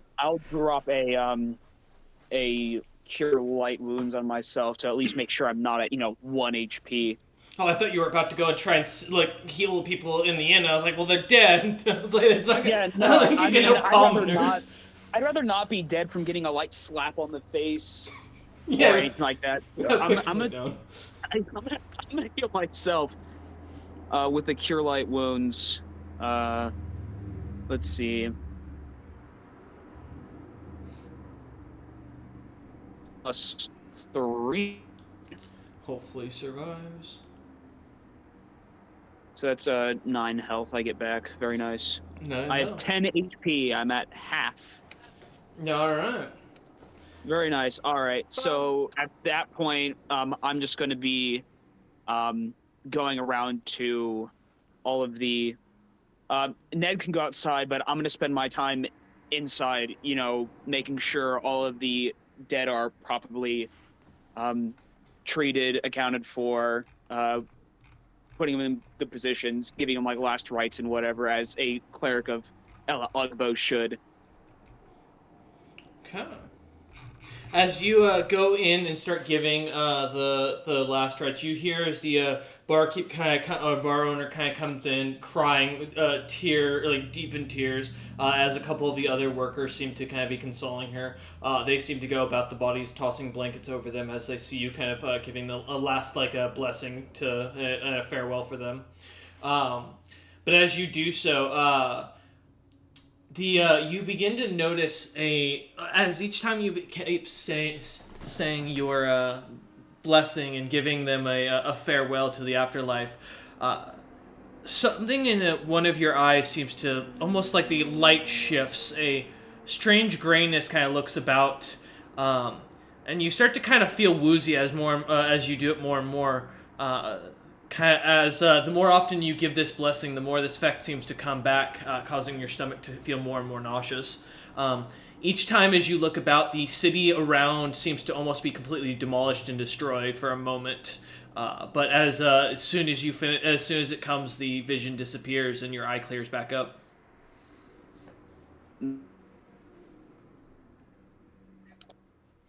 Unsettling, that's for sure.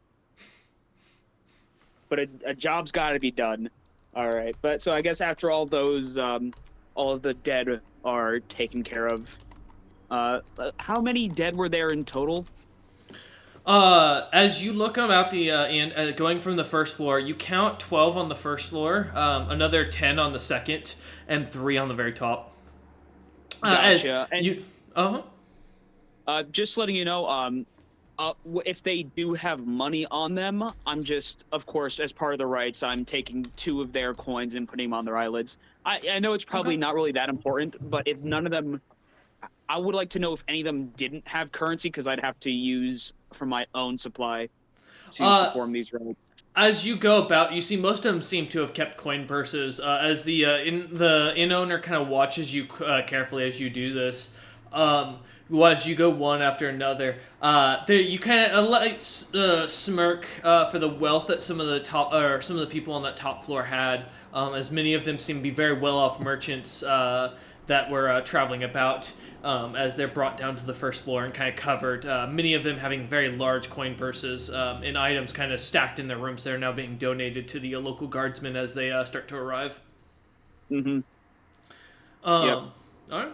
As you kind of begin doing this, while Keznok is doing all this, Dom, Ned, and Uldren, you got roughly about an hour while Kez kind of goes about this. What do you guys want to do?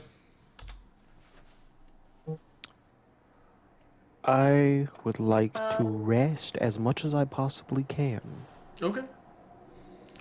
Take a power nap for an hour. Yeah, finds a bench and goes and lays down and falls asleep. All right. I will,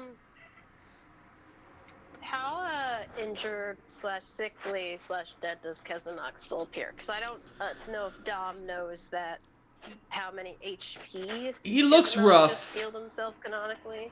He definitely doesn't look like he's in perfect health. He'll look to Uldren and go, "Will talk about the plan with the weapons in just a second, and makes like a bit of it, like inclines his head, and will go to assist Kezanak, not perform the rites of the dead, but is just like there to make sure like Kezanak doesn't like fucking Keel fall over. over or lose Okay. balance or like make a fool of himself or like trip and stub his toe and like pass out type thing, like kind of like just there. Okay. Yeah, as you kind of follow along, giving a helping hand with as Kez still looks very pale.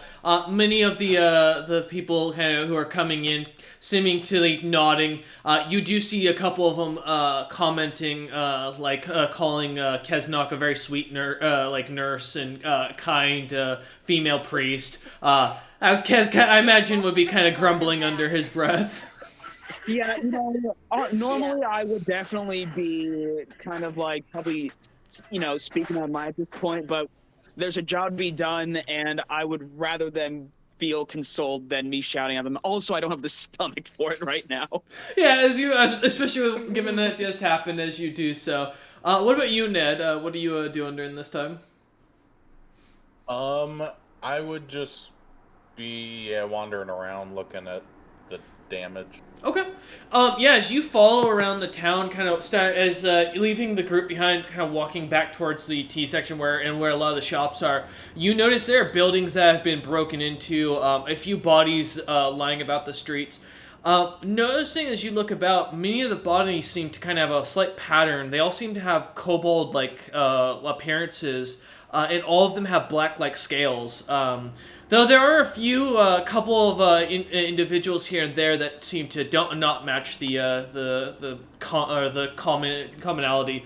Though they seem to be far and few between, as people who seem too stubborn or who were trying to evacuate during this attack. You notice none of the buildings have been broken into. None of the glass seems to be like shattered. Only one shop looks to have been completely destroyed, and you notice as you go, kind of follow that down towards the northern gate where you had come into originally. That looks to be the Chisel and Cut Merchant Guild that had already looked like it had been kind of busted down when you had first arrived. It looks like the shop has been completely destroyed now. The windows kicked in, the shelves kicked in. Whoever was inside, there is blood everywhere out on the outside and on the staircase leading up to the building. Interesting. But as you turn back and kind of head back, as many of the guards seem to be kind of clearing out the roads and trying to avoid any real trouble, you start heading back towards the inn. Again, same kind of situation. A few more kobolds, or like kobold kin, who have black scales.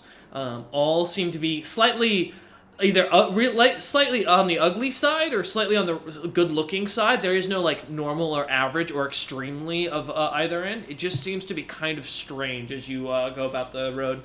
But as you finally get back to the inn, Kez and Dom kind of wrapping up the final prayer. Aldrin kind of stirring from his power nap, coming out to the streets. A lot of you kind of joined back on the front patio of the inn. Will you count that as a short rest or a long? Or That's a short rest. okay. I think, and also I believe for 3.5, it's based on hour. It's 1 hit die per hour you get to roll for a short rest. Okay. But my DMs in a pocket can take a look at that and message in the chat if that's wrong. Please tell me it's wrong. I would like to roll 2d6. It's like the I angel think a devil on your full shoulder. I think a full 8 hours only heals you for 1 point per hit die. Yeah. So a short rest, I don't even know if that heals anything. Yeah, short rest. I don't believe a short rest actually heals you anything. I think it just removes exhaustion. I believe in 3.5. Like I said, if my pocket DMs can go and take a look in the background and type in the chat and let me know if that's correct or not. But as you lot gather, kind of sitting at a table, Zilpip, would you be rejoining the party, or are you still off doing your own business? I figure I'd ask. Give you a second. Sure. Well, depending on the results now that the understanding is different. Oh, yes. Well, actually, Ned already has the second thing that, yeah, so it'd still be the same effect. I'll give you the reason why, though. Sure. All right. Then yeah, I'll rejoin. I'll Alright. just quickly ask the party if like, hey, did anybody? I know Dom, you were with me, so you probably don't know, but like Ned, Aldrin, do you have any idea of what happened last night? I thought somebody just farted. I was sleeping on the bench in the main bar. And I guess Zilpip too, if he's there, because yeah. I would say Zilpip does come walking up in the middle of hearing you kind of saying this question as he kind of pops a chair, fresh. What you smell is this dark black liquid, kind of that smells kind of roasted and nut-like, is kind of sat in front of you. Zilpip, you recognize this as coffee, but the rest of you would not actually know what this drink is because this has not actually ever made it to a land that you've been to. But as the gal drops it off for each of you, she just smiles and and kind of like hands it to you in fancier iron cups. It seems to be about 8 ounces of it as she kind of goes back inside. Don Under will drink it. He's definitely drank worse things than nutty water. Oh, please, all of you, this is a delicacy. Worse than cocaine, but much more sustainable. Not knowing what that means, you as you drink it, it does have a slightly kind of an earthier taste to it. It is definitely it tastes like a dark roast of coffee, a little bit burnt slightly, but well enough that you get still enough of the flavor from the beans being just a lighter. I think fire giants love dark roast, the burnt taste. I mean, if that's your context, that doesn't bother me none. As you sit at this table discussing this, yes. I found the ruling on healing. So instead of short rest, long rest, the lower rest amount is 8 hours. The full rest amount is 24 hours to heal double. Oh, okay, good to know. The minimum to gain health is 8 hours of sleep. So I'll choose. I like my ruling from 5e is a little bit easier. I say it's we'll go with a hit die per an hour of sleep to make it easier on the player. And for right now, we'll keep it rolled so you do roll as far as it goes. With an hour, I'll let you roll 1 hit die back. Okay. I think that's fair, and I'll write that rule up later and post it. Just someone remind me later. Perfect. Yeah, but as you gather around this table, kind of talking about what happened last night. Sorry to interrupt. Go ahead. Well, I had a pretty clear view from not only my room, but also firsthand of what happened last night. So, I will then regale the party with what happened while pinching my nose and sounding extremely tired and slightly pale. How much of it will you regale them with? Yeah, I would like to know what you tell us, because there's gonna be many different reactions. What is your motivation for going to the cart without us? I am very curious. Oh, Yeah, I'll tell you exactly what I'll say. So, last night, I heard rummaging down in the alleyway. Deciding, knowing that you wanted to deal with the necromancers of this city, thinking it might be that, checked outside. Yes, very much so. The necromancers, along with a bunch of skeletons and zombies, were roaming the streets, attacking anyone that was on them. Seeking out a better view, I went to the roof. I saw the mercenaries attack from one of the entrances of the city against the undead. Couldn't quite get a good look at who was among them, except for, I believe, DM, correct me if I'm wrong, you said a tiger lycanthrope. You did see the lycanthrope group that was marching about. You did see the tiger one stand out the most, jumping into the crowd. Yeah. So, I saw a tiger lycanthrope jump into the thick of the combat. That's when I noticed a cart. Saw some what looked to be blood trailing off. Thinking that the person might still be nearby, I decided to seek it out. When I got there, I couldn't find any body, but I did find... I reached into my pocket and pulled out 4 small cuts of gems, of diamonds. Found this. Hold on. As he holds these out...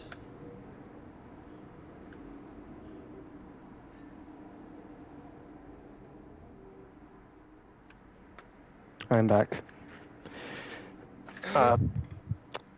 So I found these, along with, like, under Found? some bloody arm. Yes, found. They were in the cart. Don't know what they You were, mean but they were under stole? armor. No, I wouldn't say stole. The person would have to still be alive for that. Espenot gives him that look. Uh-huh. Mm-hmm. And then that's when I met a rat folk.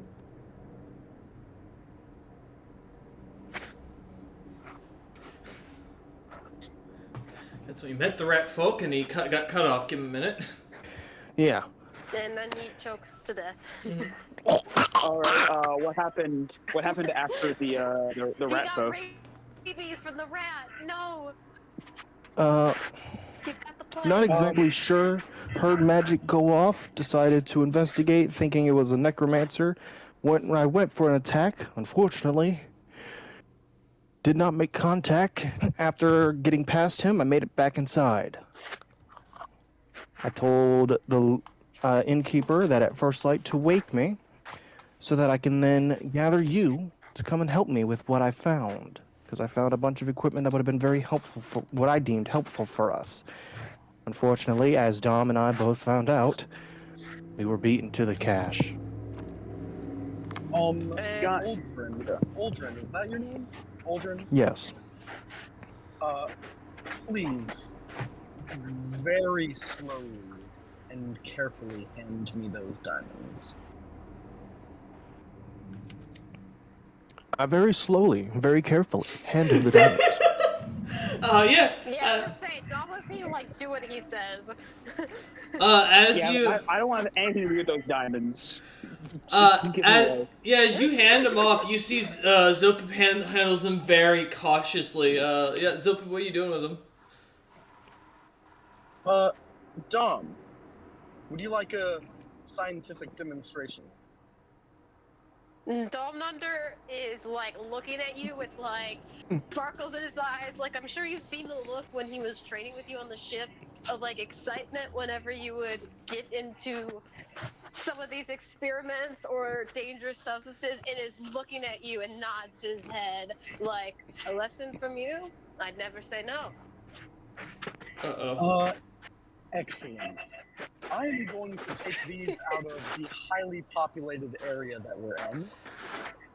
If you want to meet me outside of town at any point today, I will be conducting research outside of town. Domnunder thinks for a moment and looks at Zilpip with like his head slightly tilted and goes, well, we have a quest out in a field out of town with dangerous monsters. If you think these would be good against those, I'd like the experiment to maybe be conducted on our trip. A field test? I can appreciate. Yeah, Domnunder like smirks like a big grin, like mischievous grin. The player's high course. five on the way out of this. I will certainly accompany you. I would like the first couple tests to be conducted by myself. Domnunder has no opposition. I look at the group. Yeah. Anyways, Aldrin, continue your story, because when you got in there, obviously wasn't any smoke in the building yet. So, do you know anything about that? Yes. When I got up, and I was gonna go to bed, I had an unforeseen visitor. It was Jakix, and he wanted the bucket that I bought the other day. Uh-huh. When I told him that I was already going to be delivering it to the person he was trying to deliver it to, he did not like that very much. And I'm assuming he is not what he seems and is possibly of the infernal lineage, potentially, or other monstrous whatever. Kesnanok, Dom, Ned, and Zilpip give me... Well, actually not Zilpip, because he wasn't there. So Kesnanok, Ned, and Dom give me will saves. I just about to ask something too. 26. 26. Damn! Fucking Ned! Jesus Christ! I have a +7. Holy shit! 24. Alright, 24. Fuck, hell. Give me Yeah, buddy. one moment. I do have I believe a +8 to my will save, so give me 1 second while my sheet changes. Dude, do I have to send you some dice up to be there in where you're at right now? No, Oh, okay. I'm good. The dice roller on like World Anvil kind of fucks up the computer, so I'm using one on the side. That's fully understandable. All right.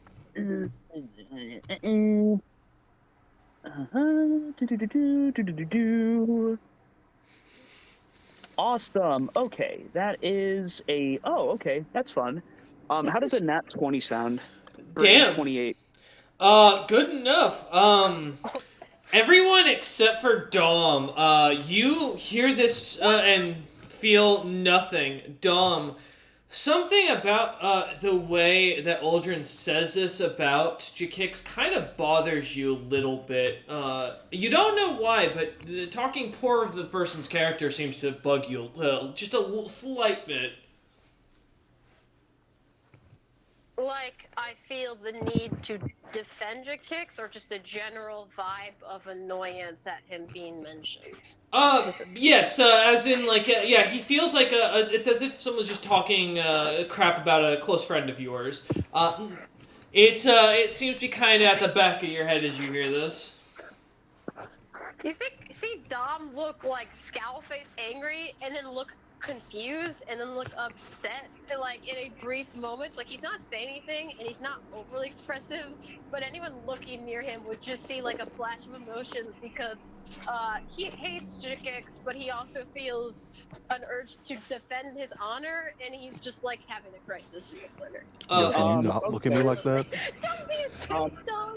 Well, Aldrin, so how much? Because I'm trying. If I remember correctly, you spent. I know you spent a gold coin on getting that bucket. Well, it was free. You tipped the kid like a gold coin. Did Jakix whatever like offer you anything for the bucket, or he's just like give me the bucket or whatever? Like what went on there? Can I get some details? 'Cause it Originally, seems he kind of offered. strange. Originally, he offered to give me, what was it, 400 gold pieces for it?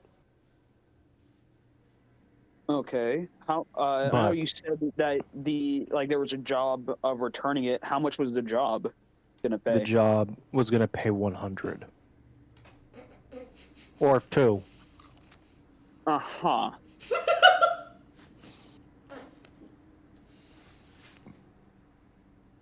So why didn't you?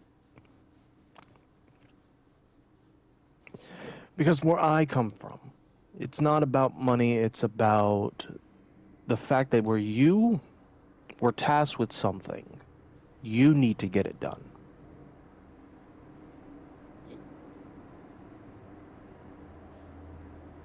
And I believe it looks Uh-huh. better on me to return the bucket rather than some person who may not have the best standing with them. After confirming that they do not have hostile intentions, I acquiesced the bucket. But you didn't walk away with any money. Well, by that point, I've apparently pissed him off to the point where he was planning to kill you, and rather than have y'all all dead and me be on this strange land by myself, I chose to give up the bucket. If you're that concerned about money, I can get you more. So all I'm hearing is that Hey. that black smoke was from that guy. Yes. That is what I've Those ascertained. I will countless say, dead are down there right now because you didn't want to give up a bucket.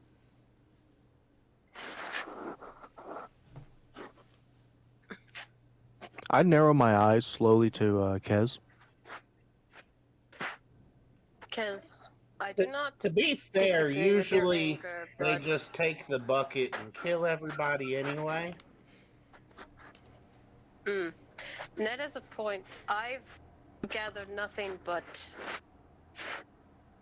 bad, potentially bad, and as Dom says this, you see again that kind of struggle on his face. I have not believed in the past him to have good intentions. I mean, and like I've had to restart my grove like 3 times. It's kind of amazing they haven't replaced me as leader yet. Well, I mean that if there's nobody left, it's not like there can be anyone to contest your leadership. I'll be honest, but I mean it's fair. God damn it, Ned. All right. Okay. All right. Keznart gathers his notes and his thoughts as he's kind of like staring at the coffee, thinking aloud as he looks at you lot, kind of then looks back down at the coffee. Yeah, Uldra, I'm very disappointed in you. Trust also me. incredibly mad, but I'm very disappointed in you. But I guess shit happens. Can't see everything coming.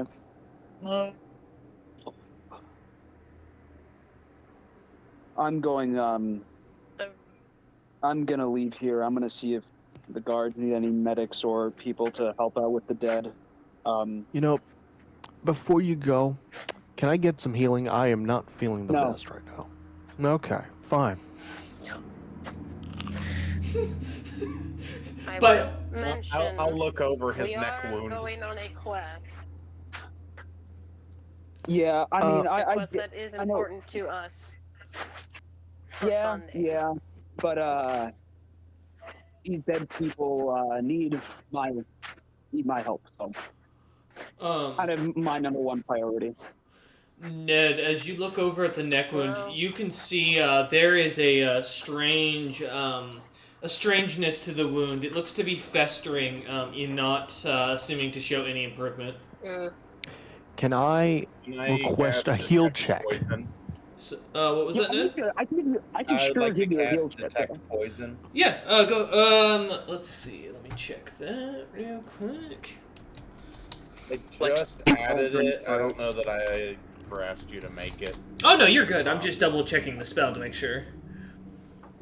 Can I Oh, yeah, ask I mean- for a check to show how much HP I'm currently at? I mean, I'll give you a heal check, bro. I just can't waste a spell on you. Oh, that I can heal check it. I just was making sure there's no poison first. Yeah, as you take a look, it looks to be that he is suffering from giant wasp poison. That's what seems to be festering into the wound. Oh. You and with as far as Say that? that's what Ned gets from his detect poison. You saved it. Can I try to cure it? Is there anything I can do, or would I need something for that? You can. It's a heal check to do for curing poison, unless you have like antidotes, which are a thing you can buy. Can I can do it. Antitoxins, rather. Yeah. Can I also roll a heal check to help out here? Yeah. You can both give me heal checks. Well, does Ned 22. mention out loud what's happening? Well, Ned is just gonna look over towards the neck and start kind of working on it. I will look towards Kez and be like, we might have some bigger problems here. I got 26 on my heal check. Between the two of you, as you start kind of looking at the wound, Ned starts to apply a weird, strange mix of ointments from his belt that he pulls out, and as you watch, Kez pulls out a small, clean knife from his kit and starts cutting away at the festered skin and meat. It hurts for a moment, Uldren. You do take one more point of damage from the meat or the pieces being cut off of you. But as the two of them start to patch it up, and the thick ointment is kind of smeared across the rest of the wound, it seems to clean up, and you don't feel the weird warmth in your neck anymore.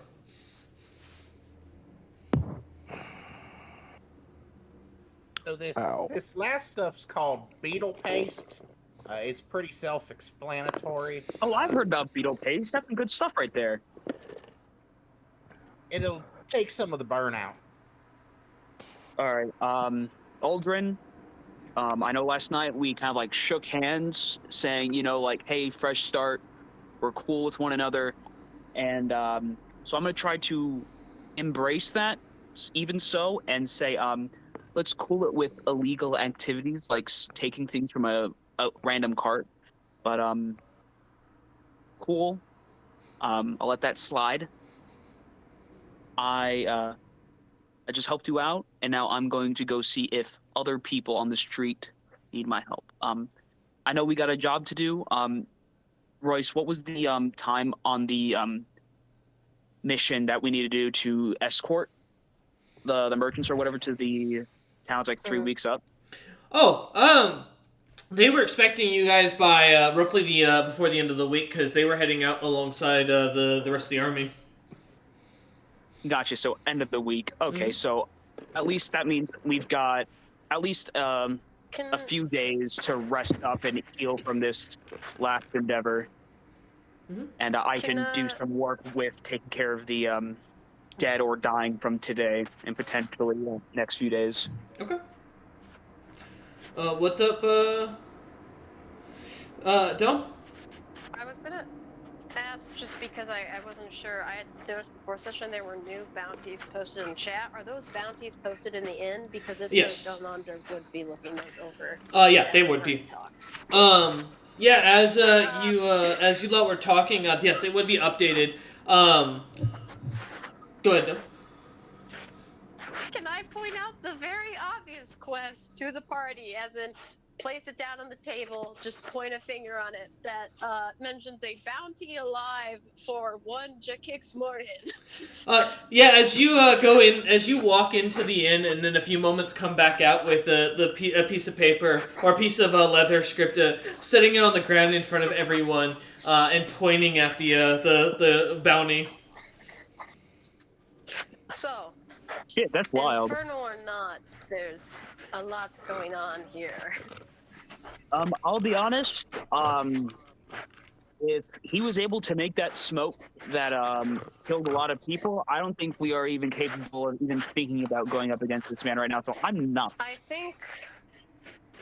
think to catch him would be impossible unless we had the aid potentially of our friend we briefly met with. But I think if we give useful and recent information, we could perhaps get a small fee for our efforts.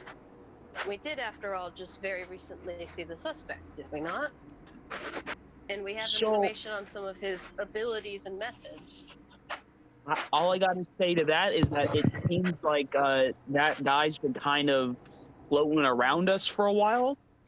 Don't really know if he's watching our every move, so I'm gonna, let's say, not do that. That just has a form of self-preservation.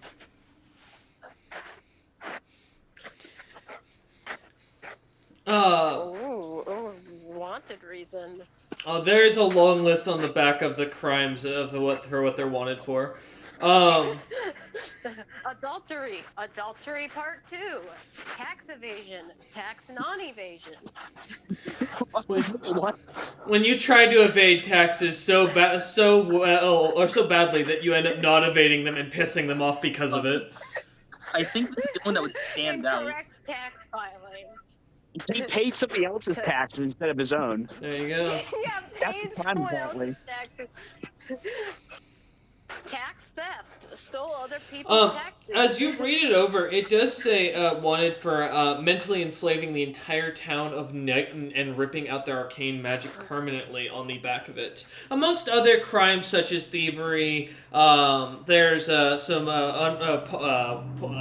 what the hell is the word I'm looking? Poaching. There we go. Poaching. Illegal arms dealing, illegal dealings, illegal drug dealing, illegal monster hunting, entering a nation without right or request, and then something about spreading heresy in the nation is written down in there as well. Also, Aldrin, you might want to take a day. Let those stitches set. Any like sudden movements might open the wound again, and you're not poisoned anymore.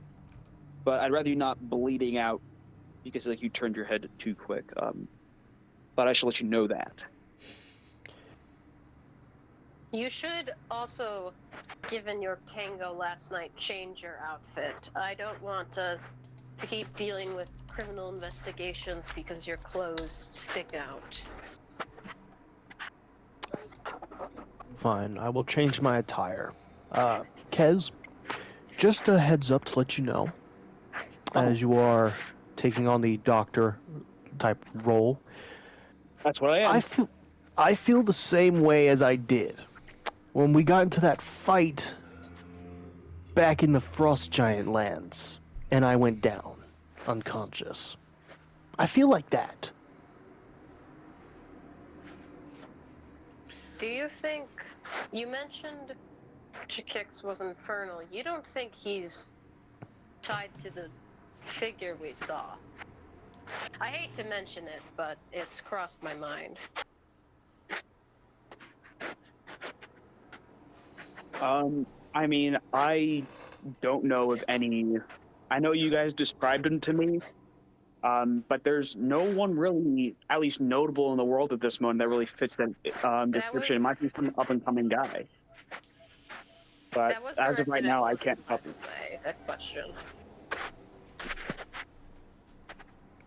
Since Aldrin was around the guy, I guess I was also around Chikix. Well, you've all seen Jakix. Mhm. I will also state the first time you saw him, he was not 3 feet tall. He did stand equal height to Kesnanok, so he would have been 9 feet tall at the time, I believe.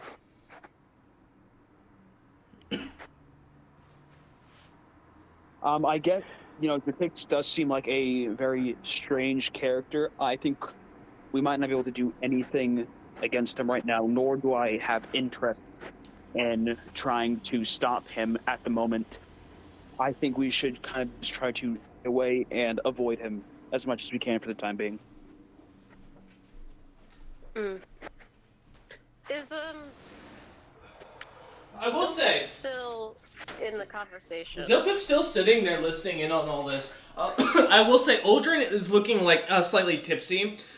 He is not only pale, but you can definitely tell he is losing consciousness at the table, Kez. As in, like, Aldrin looks like he's bleeding out. From where? I will most definitely just go and buy those posters. As you watch as Aldrin goes to stand, he collapses to the ground almost immediately. Not unconscious, still moving. Ow. Because I know you are busy tending to the dead, but if you don't deal with him, you might have another dead to tend to. I reach into my coin purse and pull out 50 gold pieces. Buy me potion, please! I can't You were move. broke. Dom looks a little confused. Yeah, you fucking broke, you bastard. All right, I'll take his 50 gold and I'll hit him with a cure light wounds. You walk over, taking his 50 gold pieces. Look, kind of grimacing down at Aldrin with the realization of the true pain and like the little disjointed pieces of his knees. Look, you realize he wasn't sitting because he was trying to like get comfortable. He's sitting because he couldn't stand any longer. His legs look to have been busted in wrong directions as you look about. All right. I'm sorry to say, but I rolled a 1 for my cure light wounds, so that's 4 health back. Oh my gosh. But it's a cure light wound. Aldrin, are you still in the I'm negative?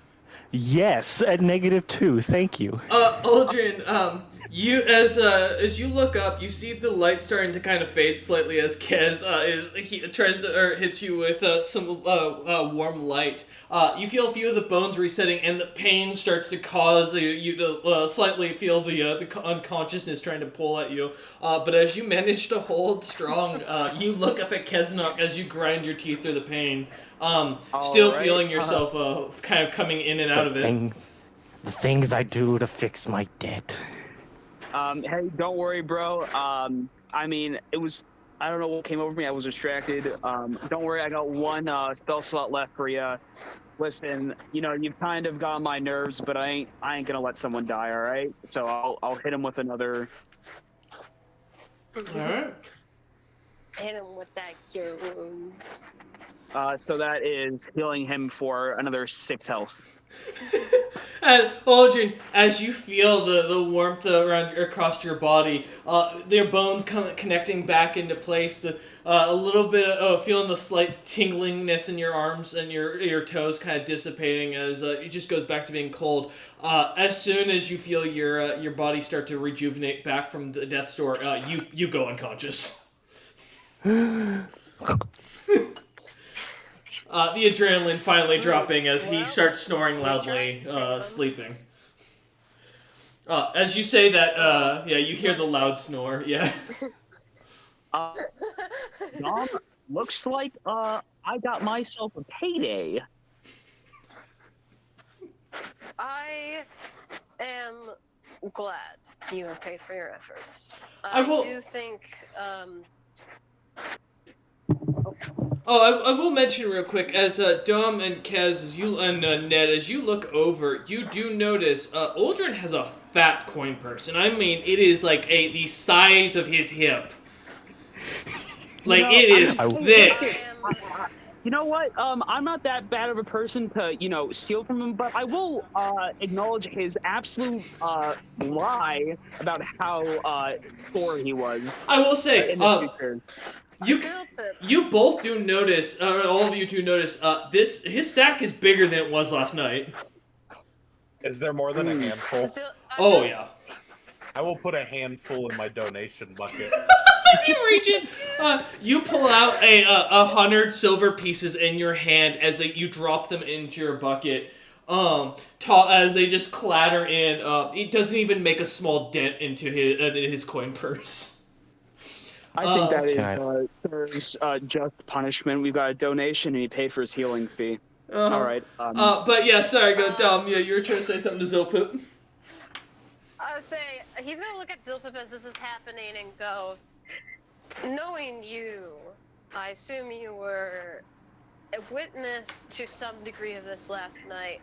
Could you tell me what you saw and also what he was actually doing? I don't believe he was simply checking a cart to look for bodies. That's Kez's thing.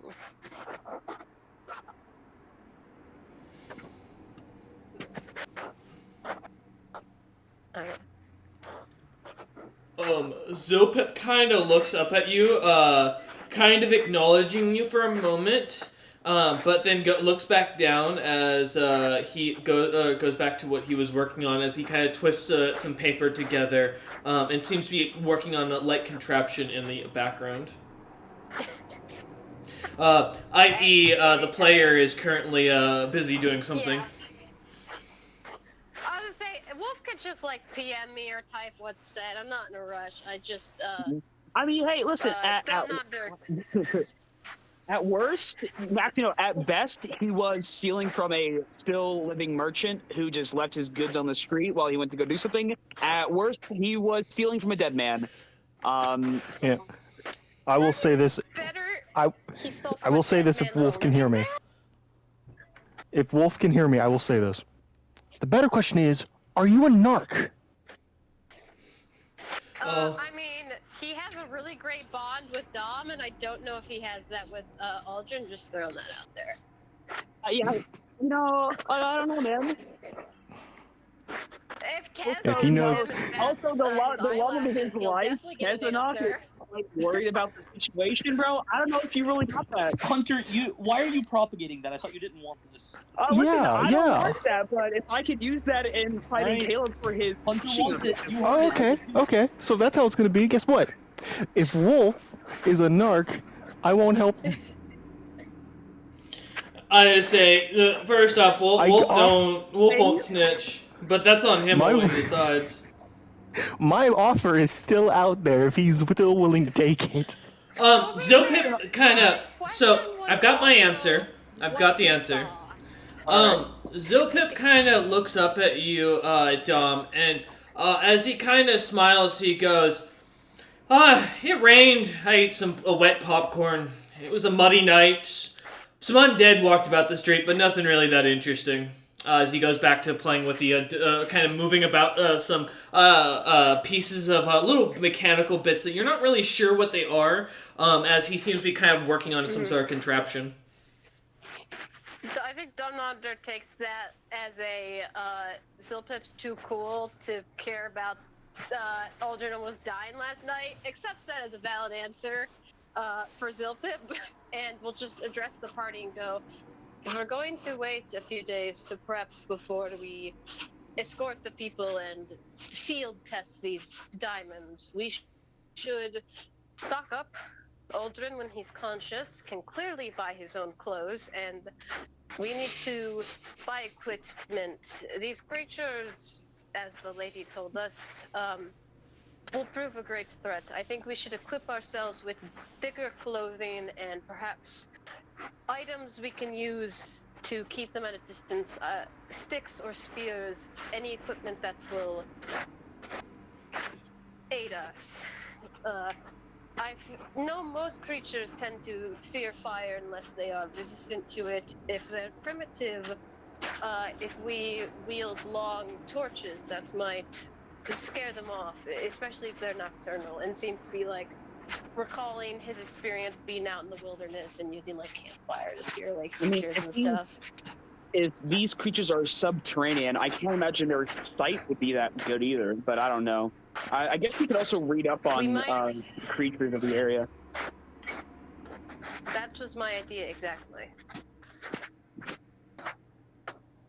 Yeah, Dom, if you want to be on information gathering, I probably won't be spending too much time over in the medical tents, the hospitals or whatever, probably just for today. And then after that, I'll help, getting information. Ned, you do you, man. Ned You betcha. can And I give a fly. thumbs up.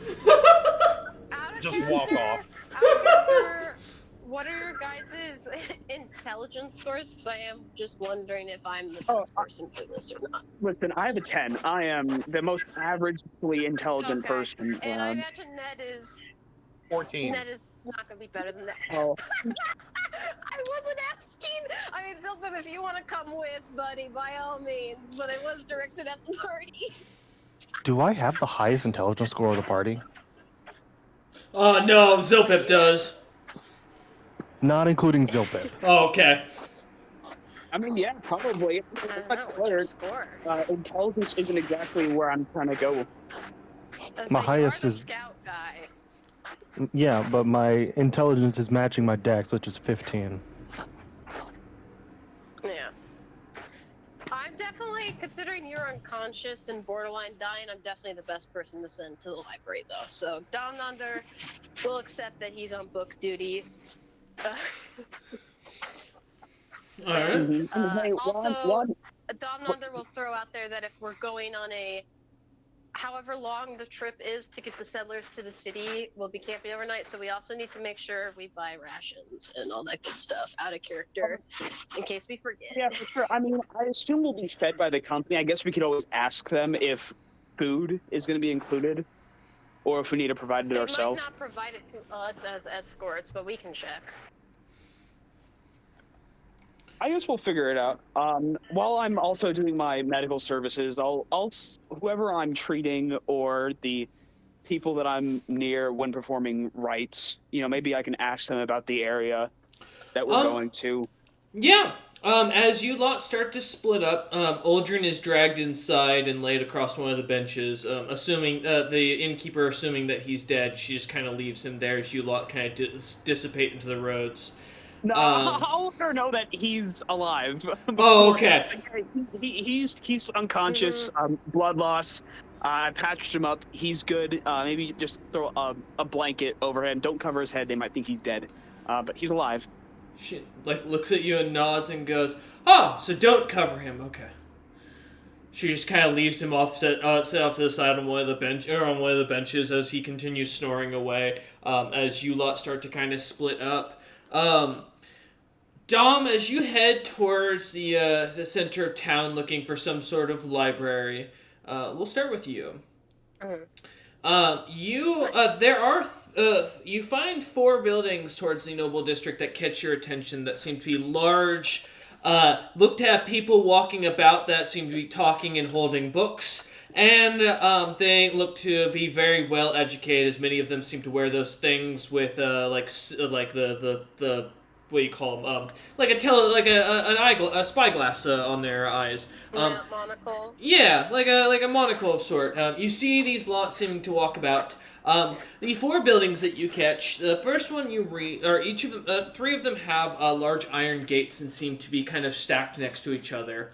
The first one called the Rustic Brass School, the second called the School of Leg Breaking, and the third called the Silver Talons School. As the fourth building, as you kind of pass by it, you see the large palace with statues of this gorgeous elven figure, or female figure that looks to be just voluptuous in every way, kind of almost slightly having a natural charm to it as it looks onto you, causing you to have a weird, slight interest in the statue, almost unnaturally, as you feel something kind of drawing you towards it as it stands upon a giant water fountain. I see the statue and I feel the temptation, and Don Anders just thinks to himself, like in his head, like a mantra, like, my loyalty is to Reagan Utham first. It will always be to Reagan Utham first. I shall not be swayed. As you begin to picture Utham in your head and focus on your mission, you turn back around, and you see the three gates that lay behind, in front of you. What was the first school's name again, just for my notes? The Rustic Brass. Okay. Okay. Which one has the statue in front of it? Just the fourth building, which as you look out towards it, it looks to be some large building with massive towers, a big central square-like central area that people keep walking in and out of. You see massive walls that seem to kind of surround it. You're not sure if it's a school of any sort. There is no sign of any sort. It just looks to be a giant castle-like place. The simple assumption is it could be. It's probably the palace. Okay. Does my map that I had given to me, and with the gracious notes from that gracious guide, have any notes that imply one of these buildings is like crossed off and marked as dangerous? Is one circled and has like a thumbs up symbol next to it? Like, is there any indication that one of these places might be more useful? Yeah. So the Rustic Brass is written over, and it reads in common the simple term of large brain, small peened. The School of Leg Breaking, the drawing on there just shows an actual broken leg. Like as if someone just drew a broken leg on it. Oh, Roman, yes. The Silver Talon looks to be with a question mark on it. There's no notes to the three, though, otherwise. Okay, I'm writing this down in my notes. No worries. Okay, and then... Domnander, learn real I quick. assume the fourth building is it? Yeah, Domnander's like looking at the map, looking up at the buildings, like cross-referencing. Given I'm very tempted. Given the question mark in the broken leg, and seeing that it says big brains in reference to probably like knowledge and intelligence, I think Domnander's going to try Rustic Brass first. Yeah, as you turn and head into the gates, kind of pushing them aside, you see all sorts of races walking about, many of them in very bright colors, with their vibrant but yet like orangish brownish vest, all of them that they seem to wear this coloration. Many of them carrying what looks to be instruments of different shapes and sizes, not really recognizing many of the designs. A beautiful orchestra can be heard throughout the entirety of the campus as you kind of pass through the gates, almost as if a magic silence had kept the sounds from these schools from kind of disturbing their neighbors. As you hear the loud instrumental play in the background, you do see A lot of teachers kind of shouting and yelling, a lot of marching, a lot of bowing and very strict behaviors. This isn't what you're used to seeing when it comes to bars, as your experience of seeing tavern bars be very flirty and happy and, no, kind of chaotic types. This almost looks like a military academy as you watch people shouting. In fact, after a few moments of watching, you notice a couple seem to come over, armed with what looks to be brass flutes, or some sort of pipe-like instrument. They seem to come over to you armed, ready, as one of them seems to start playing some sort of music. The other looks at you. A younger-looking female giant.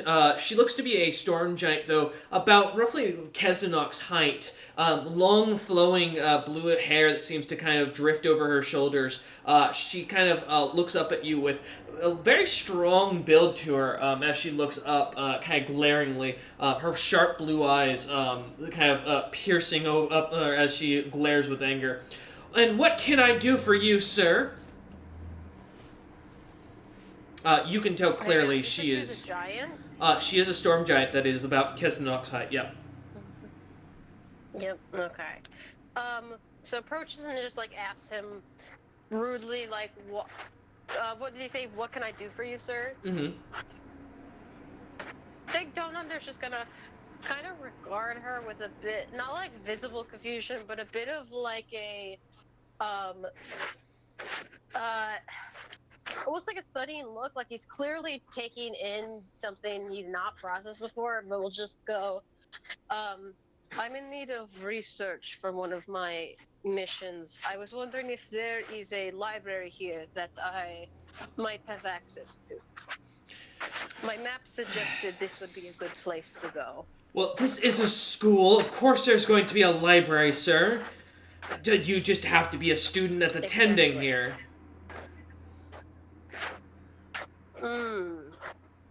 I don't plan to enroll in, and he makes like a hand gesture towards the marching military, like strict following your interesting study school of magic.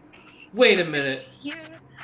You're the one that you're the big guy that was with the cute young fella that got attacked in town, right? The one that shouted Yes. I'm not a woman. Yes, that'd be the one. She looks up at you and she looks over at the other student and kind of leans over and whispers in their ear. They kind of nod and go walking off, marching away. I'll do a listen check. All right, go ahead. Yeah. Or I think that's what it is. Yeah. No, right? you're Would it be a it's a listen or- check. You're correct. Cool. I wasn't sure if there's like another check that would be more applicable here, but yeah. No, you're getting it. Yeah, you're good. So that will be a 20. With a 20, No. you hear a slight whisper of something. There a couple of words are missed, and as you kind of try to focus in listening in, you hear something along the lines of, "Listen, I'll do your homework," and then it goes quiet for you miss. But you have to do this because of, and it goes quiet. And I saw you stab that, and then it goes quiet. And the kid kind of like just nods and turns and walks off as the girl turns looking at you and goes, "Now, I'll tell you what. I'll escort you, but we can't do it right now because the teachers have classes in there right now. We can't have people rummaging about. But you come back and bring your friends, especially the one that got in trouble, and I'll let you in and get you in. We'll do it. We can do it tonight. In fact, around, let's say, a little bit before sunset, so that way those undead won't grab any of you, and then we'll leave come sunrise." I will do a sense motive check before I reply to this offer. All right. What are you trying to gain from? I'm getting the sense Donunder's trying to determine, because I, the player, have a feeling this is probably like some kind of prank college hazing gossip thing, but Donunder, having never been really socialized around like people his age, let alone a school setting, is like, okay, they talked about something called homework. work at home. They talked about stabbing. There's a deal being made here. They want me here at sunset before the necromancers. Is this a trap? Okay. What does she want? How Okay. can I use this to my advantage? Like, he's very much thinking probably way too seriously into something that's not serious, but he's like, there's some kind of setup here. Is it dangerous, or is it like Kez is a circus freak? Do they just want to see him to see him? Like, that's what he's All trying right. to Yeah. determine. Give me your sense motive roll. Let's see what you got. Okay. Alrighty. Remember, guys, I do this all the time. Come on. Oh, I missed my thing. Okay. What you? Oh no. Mm-hmm. I had to say something. My sense motive, to be fair, in total it's a 6. I didn't roll that 1, but I did roll pretty close. You look this girl up and down. She's definitely muscled, right? As you're kind of assessing her battle capabilities here, as you're kind of thinking, would this chick invite us to take me to try and sacrifice me? Is there something in here? You look her up and she doesn't have any markings, no tattoos, no ink she's trying to hide. She doesn't seem to notice as you're looking her up and down at first. And she's pretty capable, but as you look on her hands, she doesn't have a single callus, which immediately catches your attention. She's probably never raised a weapon in her life. Besides maybe to cut like food. As you kind of look at her, you're not as confident in your knowledge of bards though. But you're pretty sure physically you and the rest of your party are at least half of you are twice her size. You could probably take her. If it came to physical blows, you're pretty confident. I could take her in a fight, right? Yes. No, that was just a joke. I think Thunder looks at her, considers, and goes, well, Kesnok is preoccupied tending to some of the injured and dead, but I will mention this deal to him, and if he agrees, I will meet you here before sunset. Perfect. She kind of she lightens up a little bit with a smile as she hears you say that. So Thunder will lean down a bit, mostly to get closer to her height, and we'll offer a bit of like a polite smile and just ask, I assume you might have caught my name. What is yours? She smiles at you and goes, you can call me, Ygritte.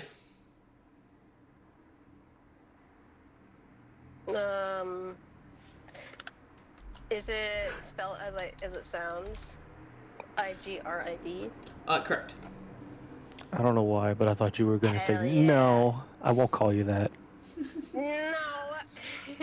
That's not your name. Okay.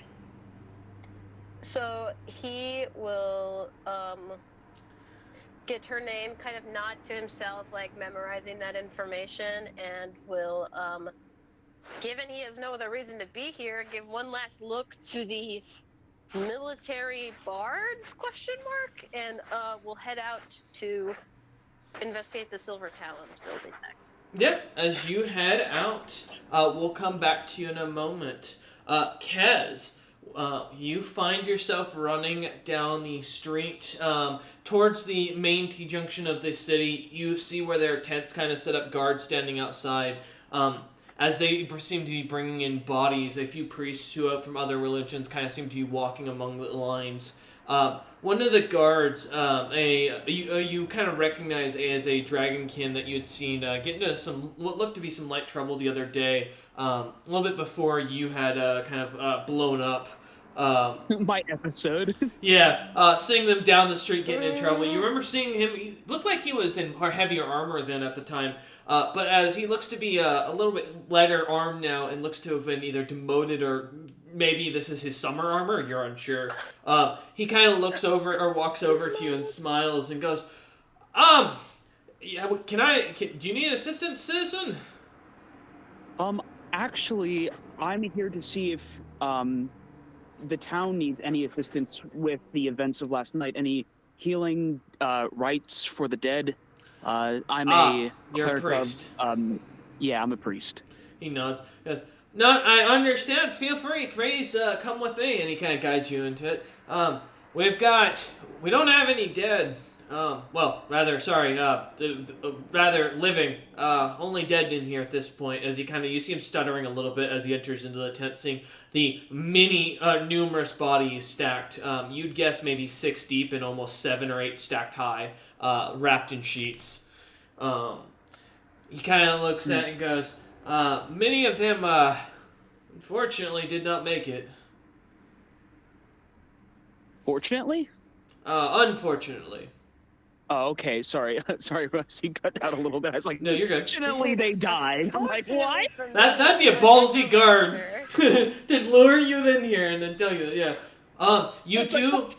You do see a familiar face working amongst the priests. Tovnir, the half-hill giant, kind of working about, kind of putting coins and saying a strange prayer in a language you don't recognize. As he kind of seems to look up and acknowledge you for a moment as he waves to you and then goes back to doing as he does, kind of saying a prayer for a few of the people laying dead on the table. All right. I'll get to work. Time for talk is not really here. It's time to get to work. These souls are more important.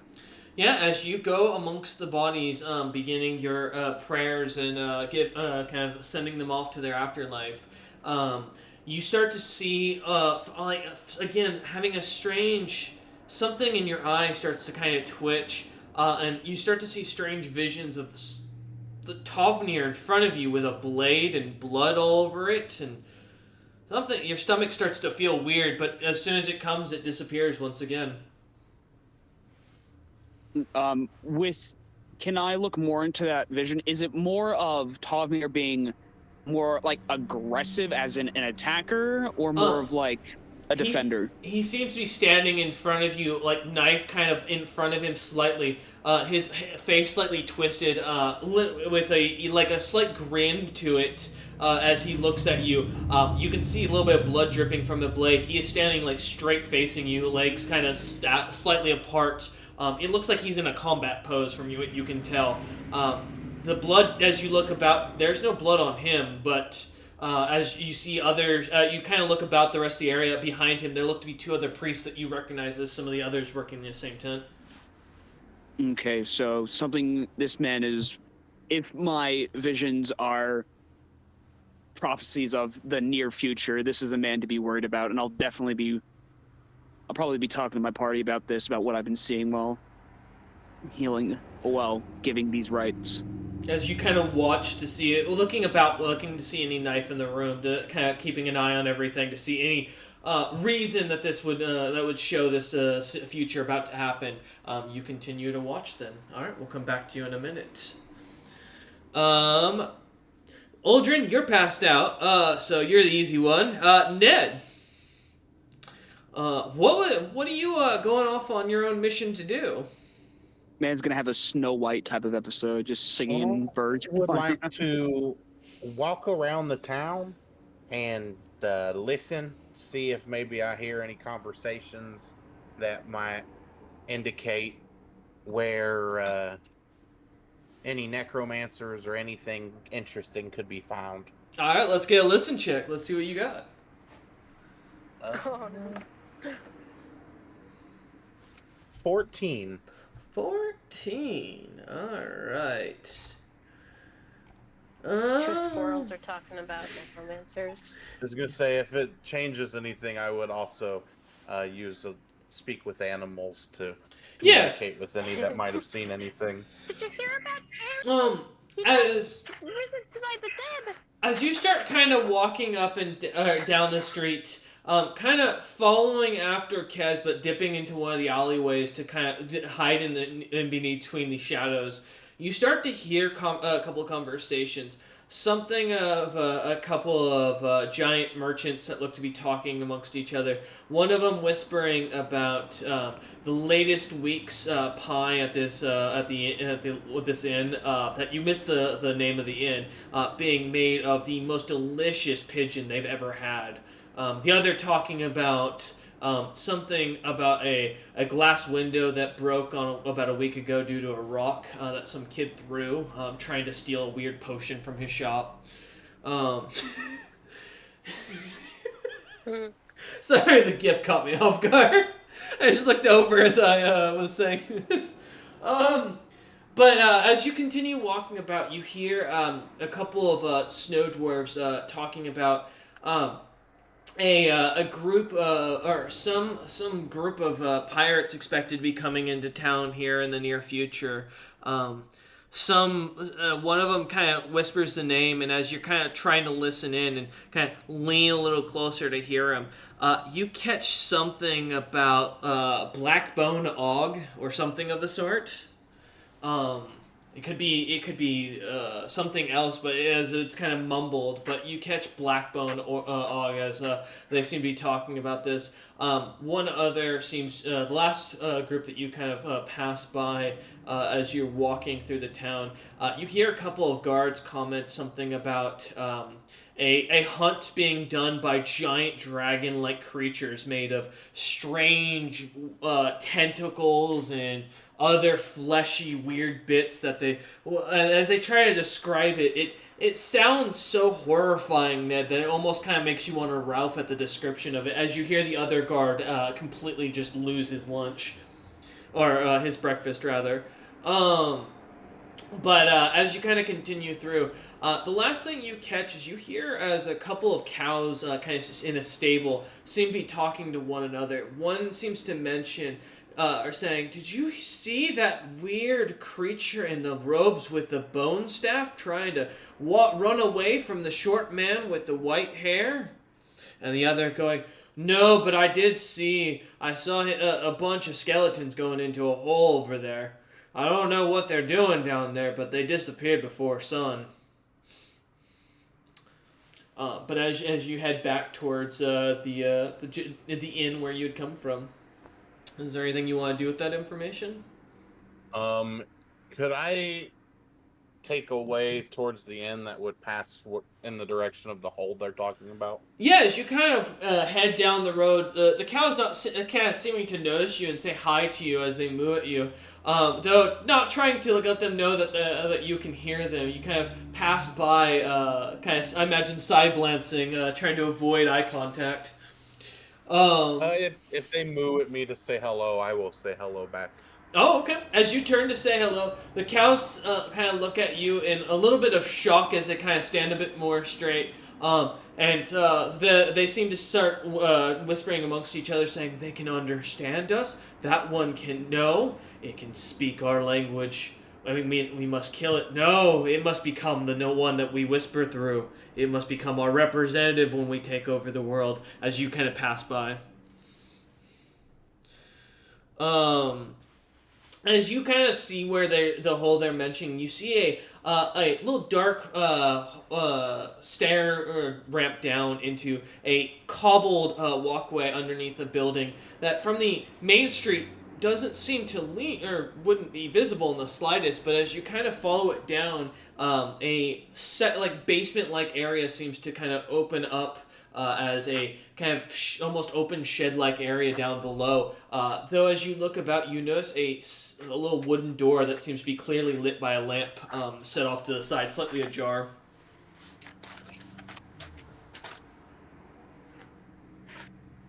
I will take a mental note of this and tell the party about it. All right. As you return back, Uldren heading back up to his room, crawling his way up the stairs as he does so, trying to avoid the corpse grabbers. All right, Zilpip, are you just heading out of town for the time being and doing your experiments as you stated? As he's not unmuting immediately, I'm assuming he's going to PM me, so I'll give him a minute to respond. I thought he was going to use the blast diamonds when we went up for the class. Oh, yeah, but as he mentioned, he was going to use some beforehand. To test it. Catch that part. Mm-hmm. Dom, we'll jump back over to you then, as Zilpip messages me. As you enter into the head over towards the Silver Talon Gate, you see the large school. Looks to be more like an adventuring guild with beasts and creatures kind of set in the yard as stuffed like a dummies to be hit. Many bards going about like practicing different kinds of combat magic. You noticing many of them seem to use combat styles similar to other types of adventurers, mixing and combining fighting styles amongst them. Seeing a lot of roguish like movements amongst them, and a few that seem to be even wearing armor as they practice their battles. This lot looked to be more ragtag and mixed, as groups of 4 or 5 seem to be assigned per teacher as they're running drills. One of the instructors, an older-looking, orcish fellow, seems to come walking over wearing a very bright silver-plated armor with what looks to be a flute with a sword sticking out of the end, kind of as a decoration on his hip. Though as he gets closer, you can see the well-wornness of the handle. Seems to be coming over to you. He stands about 6 feet tall, a bit of a gray mohawk kind of going. As he looks up at you, wrinkles in his face. You can definitely tell this is an old orc. As he grumbles up at you in common and goes, "What you want?"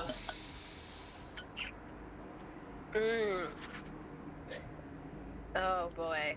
So, Donuther ascertains from the statement that the man either can't speak great common or may not be the most intelligent, and so is going to keep his sentence short. Look down at him and go, "Looking for books to read. Where can I find them?" Books. Sign. And he kind of makes a motion and then starts pulling out a little book from a bag of holding on his hip. He hands it to you, and you see it looks to be a very thick book. And as you kind of flip through a couple pages, at least it starts to describe if while you're a student here, you must live on the campus. You must not flirt with any teachers, although flirting amongst party members as well as other adventuring groups is allowed. Outside adventuring, it goes through an explanation from a student, what students can and cannot do as you kind of thumb through the pages. At the very back, there is a place for a signature. Sorry, go ahead. Now, well, actually, first question. Mm-hmm. Does Domnother ascertain that this signature is A, legally binding, and B, magically binding? Or is this just a straight-up paper you sign? Given his backstory, you would know that any place you sign your name has meaning and worth. From the same perspective of signing an adventuring quest and putting your party's name on it, claiming that you're going to achieve it or die trying or come back and say you failed, is the same mentality that anything you sign, you're basically putting your name to. So, yeah. Donuther will read through the book and then begin shaking his head a bit I cannot become a student. I'm not here for long. I simply wish to access some books for a quest. He kind of looks you up and down and goes,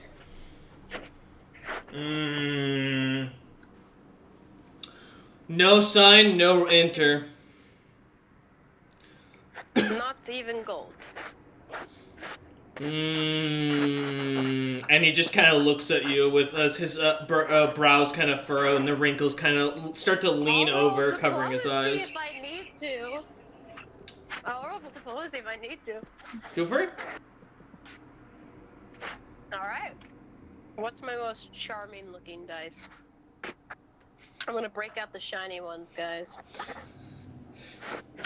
My big shiny dice. Alright. Lives to regret it. Oh, actually. Did you get it? Decently high roll. Nice. Let me sense what my diplomacy is, because I forget the exact number. Okay. That will be a 22. I believe. Yes. As you do, you look at and say this to him. He looks at you and just kind of, his brow kind of furrows and goes, And he just kind of continues to stare at you as he hums deeply from his throat, with mouth shut, kind of just staring at you. Gets enthralled with the beat. Well, Dolander will just continue to wait. He's said his piece. I assume he made like a money pinching, like whatever the universal world sign is for like currency. He made that when he said gold. So he's made it clear he's offered to pay, and he's just gonna wait for the orc to decide. Maybe if he takes a while, he'll take out just a single coin to flip while he waits, just like a really casual flipping it, like the little noise it makes, and we'll just wait. Okay. As you kind of stand there waiting, he a few moments of awkward silence. He just kind of looks at you and then shakes his head and then turns and starts walking away.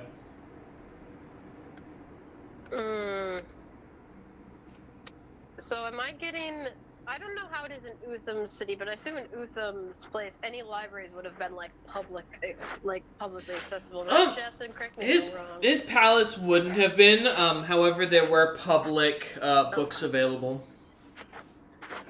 Yeah. So can he, as the orc's walking away and he pockets the coin again, open up the map and look for anything that might be marked as like a public library instead of schools? As you kind of look about, looking about the map, you don't see any markings. You do see a couple of buildings that are marked with books, but also marked with the word steel on written next to them. They seem to be higher quality looking houses, slightly larger than many of the commoner houses that seem to be closer to the main street. Okay, so magical books, I assume that could be stolen. That seems like information to give to Oren, and probably not ask where suddenly magic books are gonna pop up for the party, or where suddenly all that cash pops up to benefit the party. Yeah. You know, I don't want to say out of character. I do want to say, y'all give him shit for stealing shit, and then you ask him to go steal shit for you. I want you to know that you're kind of that's the vibe you're giving him. I want to point out. Mm-hmm. I'm not saying I'm going to endorse him to steal or not, because that's something that will come up in character, I'm sure. I will say, Dumnonder never said anything during that session. That was all that's a crooked cop's fucking. Yo, I'm taking it as I'm not saying you should steal it, but if you do, I won't have any qualms with it. Yep. I would say if you do steal it, I might conveniently be in the area to talk to some guys who you know would rather not. It's the wizard and rogue asking this about the skull question. Listen, you know, all right, Caleb. At least I will be a consistent character and say I am fully against it as Kesnanok. So you could just know that at least. Yes, my wizard asking for skulls. You never do. My wizard asking for skulls, and my paladin who don't want me to break any laws. Hey, I'm not a wizard. I don't need spells. I'm a monk. I'm a neutral party. Uldren, or not Uldren, sorry, Dom, where are you wanting to go? I was about to say, I'm waking up. I don't think I caught the name of it, but the fourth building with that statue, as much as the statue weirds Dumnonder out a bit, like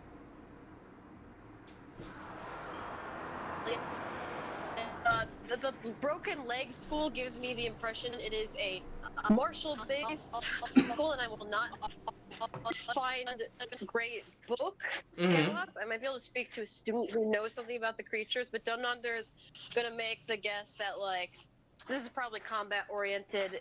If they have creature catalogs, I would probably just have better luck going to the Mercenary Guild.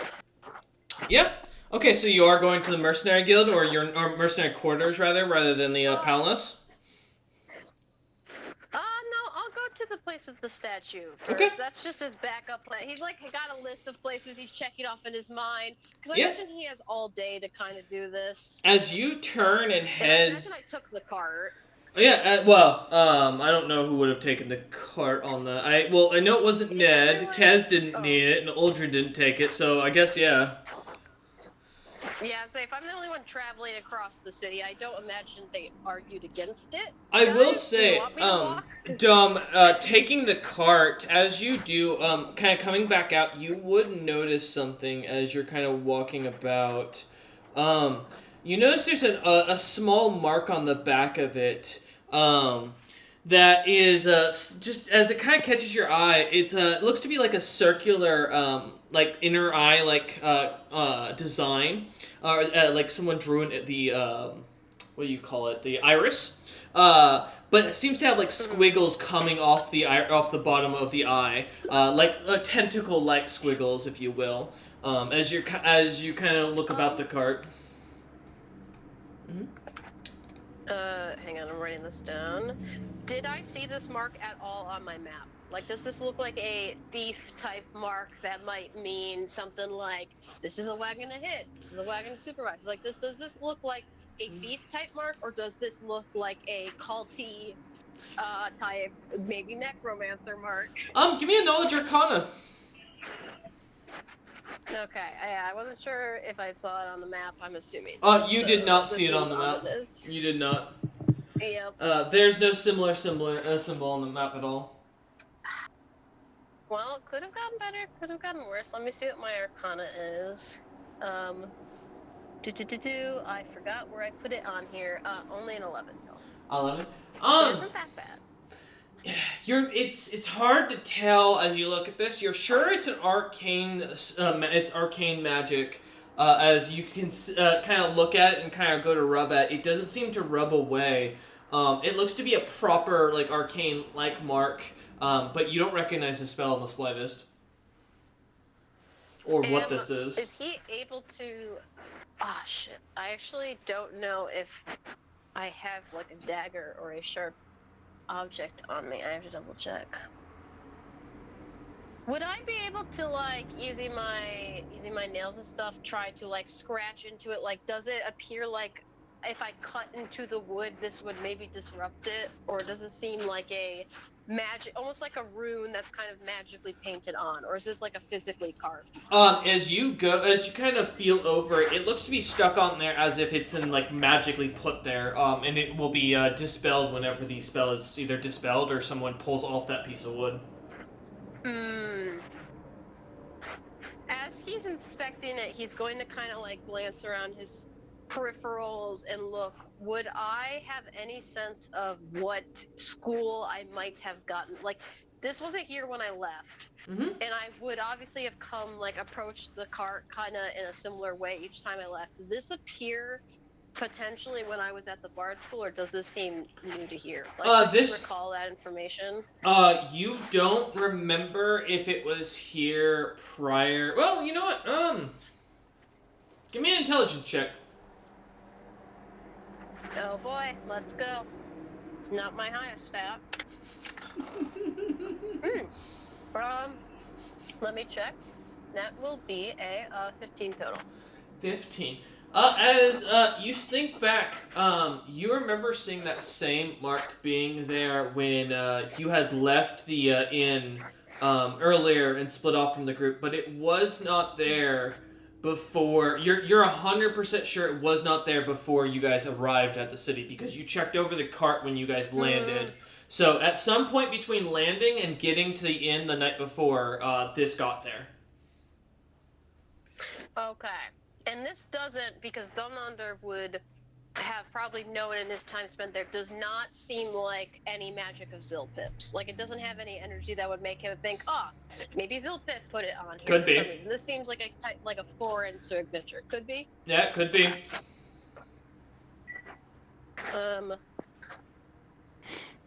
Does he given... I'm not an arcane caster, so I really wouldn't know, and I rolled low, but I'll ask again, and I can roll again. Would he be able to ascertain, mostly from watching Utham and watching Zilpip, what the use of this might be? By looking at the eye symbol, looking at the squiggles, can he kind of... Neither have used the spell. Sigils are almost like... Neither's used the spell in front of you. Nope.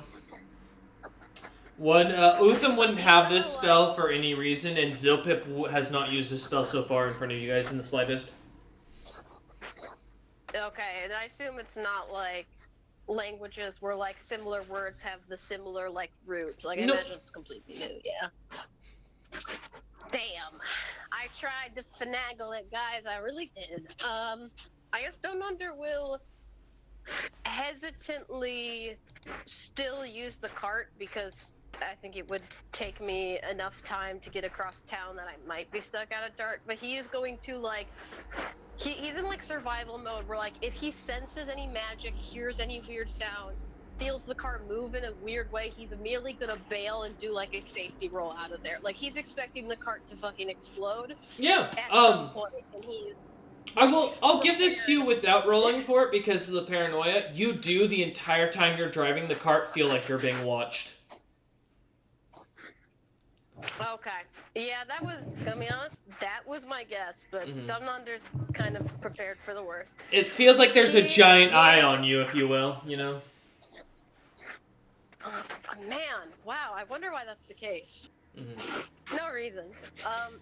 He will still go to the palace, just under the assumption he's being watched, and he's going to drive as though he has not realized that, despite having inspected the mark. Just like a little bit of a comical shrug, like, I don't know, kids these days with their graffiti.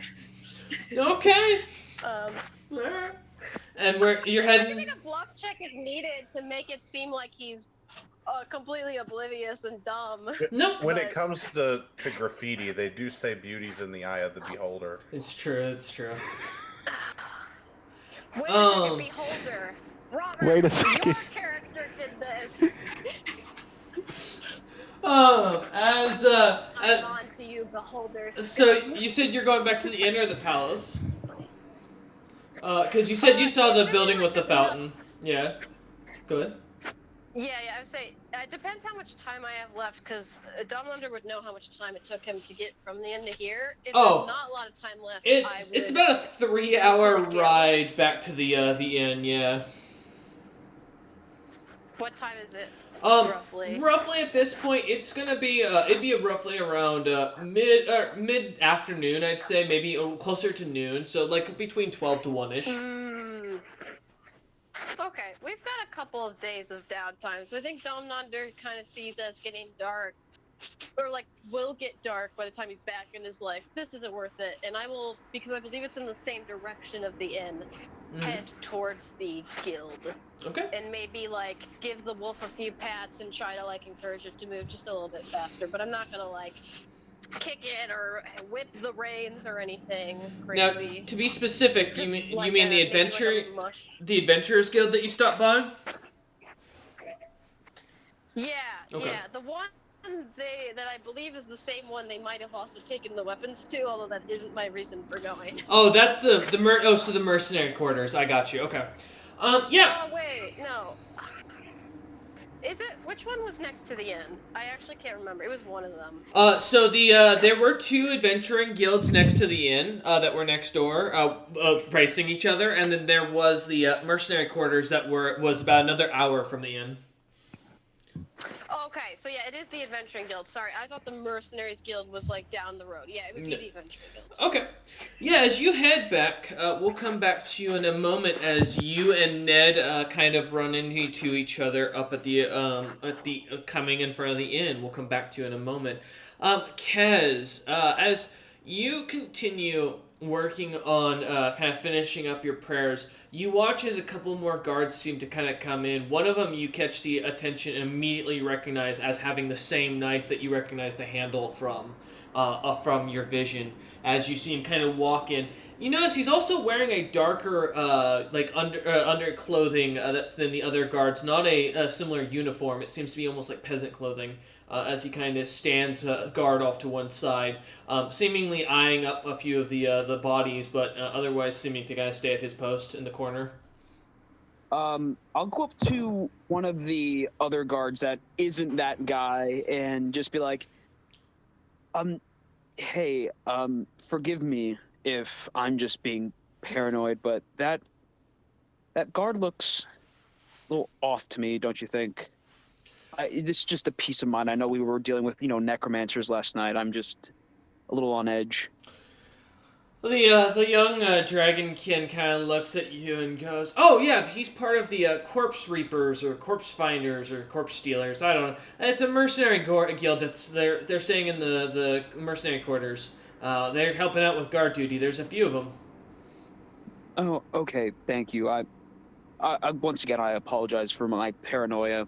Eh? Dealing with the dead and all. Listen, I understand. My mother was killed last night. She was one of the Adventuring Guild's keepers. Watched her get slaughtered in the street as I couldn't do anything. Also, another question for you. How much do you really take, say, visions from the divine, like divine visions and all that kind of stuff? Do you really take stock in that much of that stuff?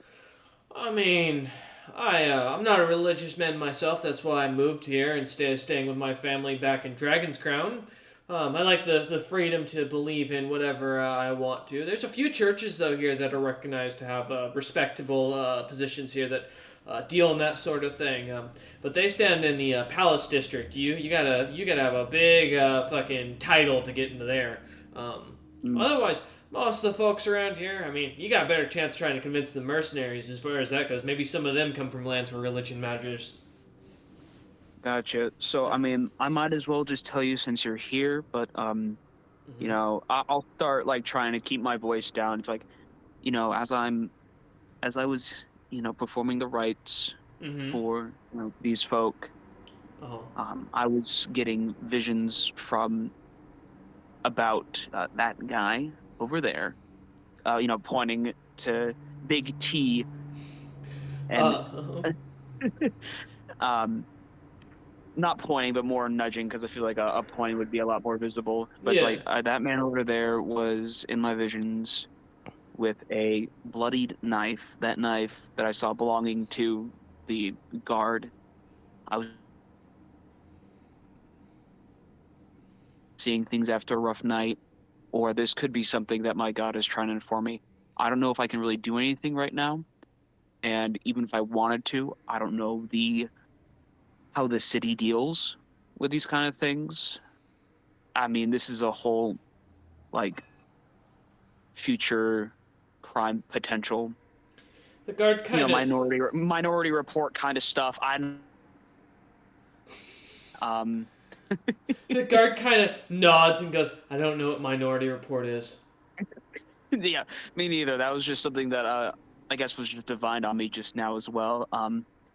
But I just want to you don't have to do anything, but just I'd keep an eye on him, make sure he's not like stealing knives and killing people. I guess I mean, I think it's really hard to say, oh yeah, I had a vision about some guy killing someone, and for someone to immediately believe that person. Yeah. You'd be right. Yeah. The guard might think that guy was crazy and call his friends over here to arrest him. Yeah.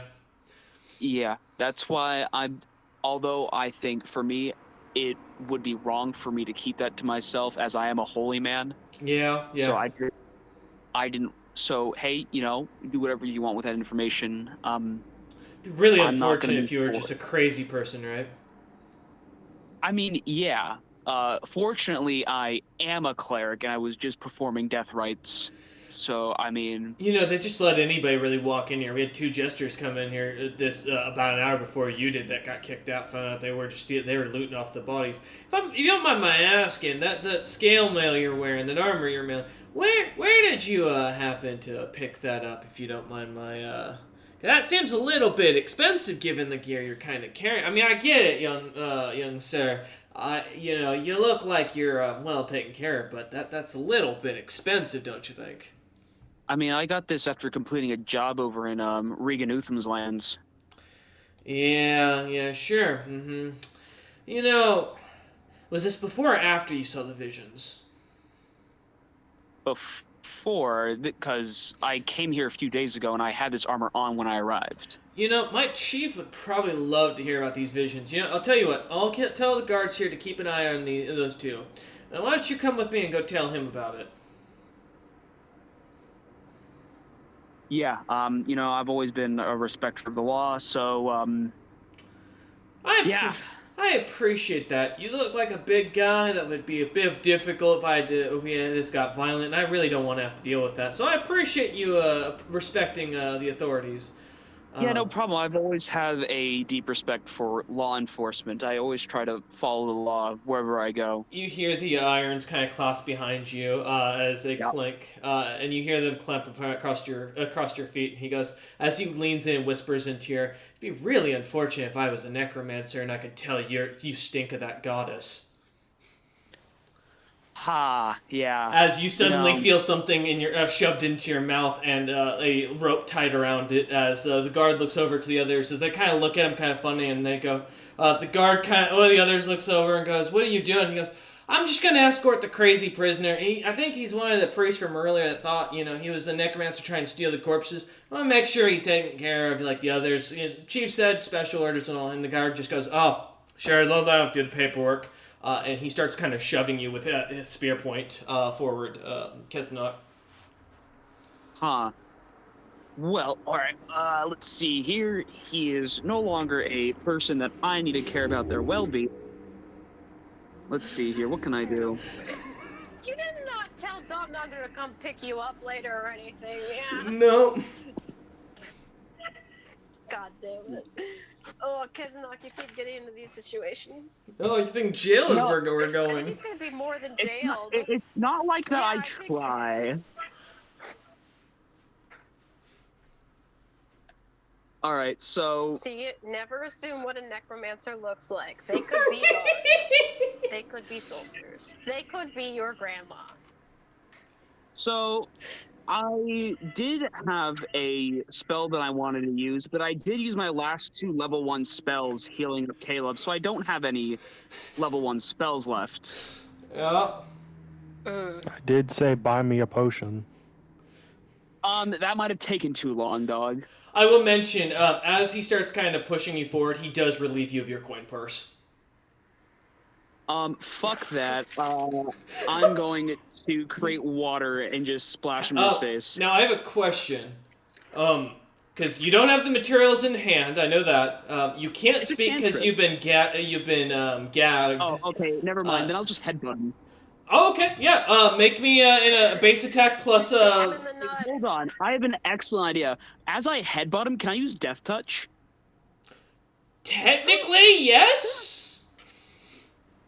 It just says touch attack. So technically, yeah. You just gotta hit. Yeah, you go ahead. He's not expecting you to. Yeah, so. Those other guards are so gonna get mad at you, but this is such an awesome play.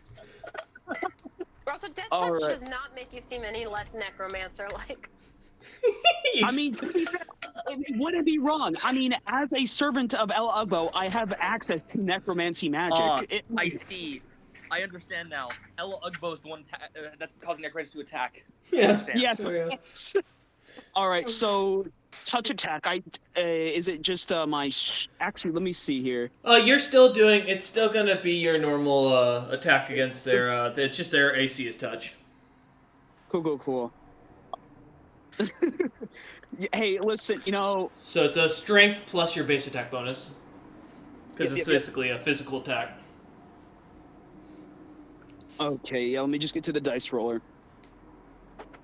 All right, change that to a D20 instead of a D8. He does keep getting kidnapped. Kesnok is our princess. Truly. All right, so Always in another Uh, castle. He's a strong gnome to save him. 19 to So touch that's this man. Mario. As you headbutt into him with all your force, you make contact, slamming into him as he goes for your coin purse, not expecting you hit him in the back of the head with your head as you lean down. Go ahead and roll your damage, which I believe for unarmed it is a D4. D3. D3, thank you, because you're that's right, because you're medium. I'm large, actually. Oh, you're large. Oh, so it is. It's a D4, right? For large. Let me look.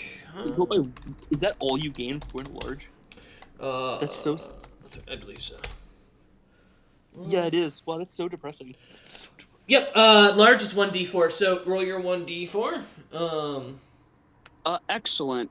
All right, so the D4, Damage. it's just 1 damage, but let me. Okay. So And Death then roll Touch. Death touch. Yep.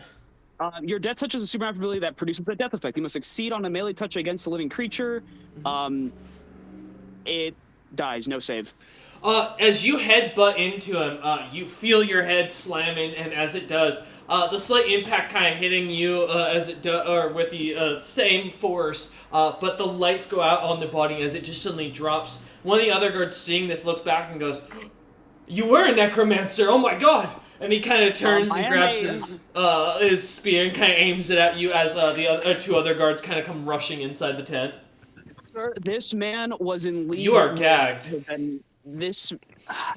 Okay, hold on. As it is tight, as the guard kind of seeing you, they are like scared, looking at you nervously as they shout and comment, "Yuna, stop using your spells, or we will be forced to stab you." So, like, what kind of gag is it? Is it just something in my mouth I can spit out? It's cloth with rope tied to it, so it's tied around your mouth, like your head.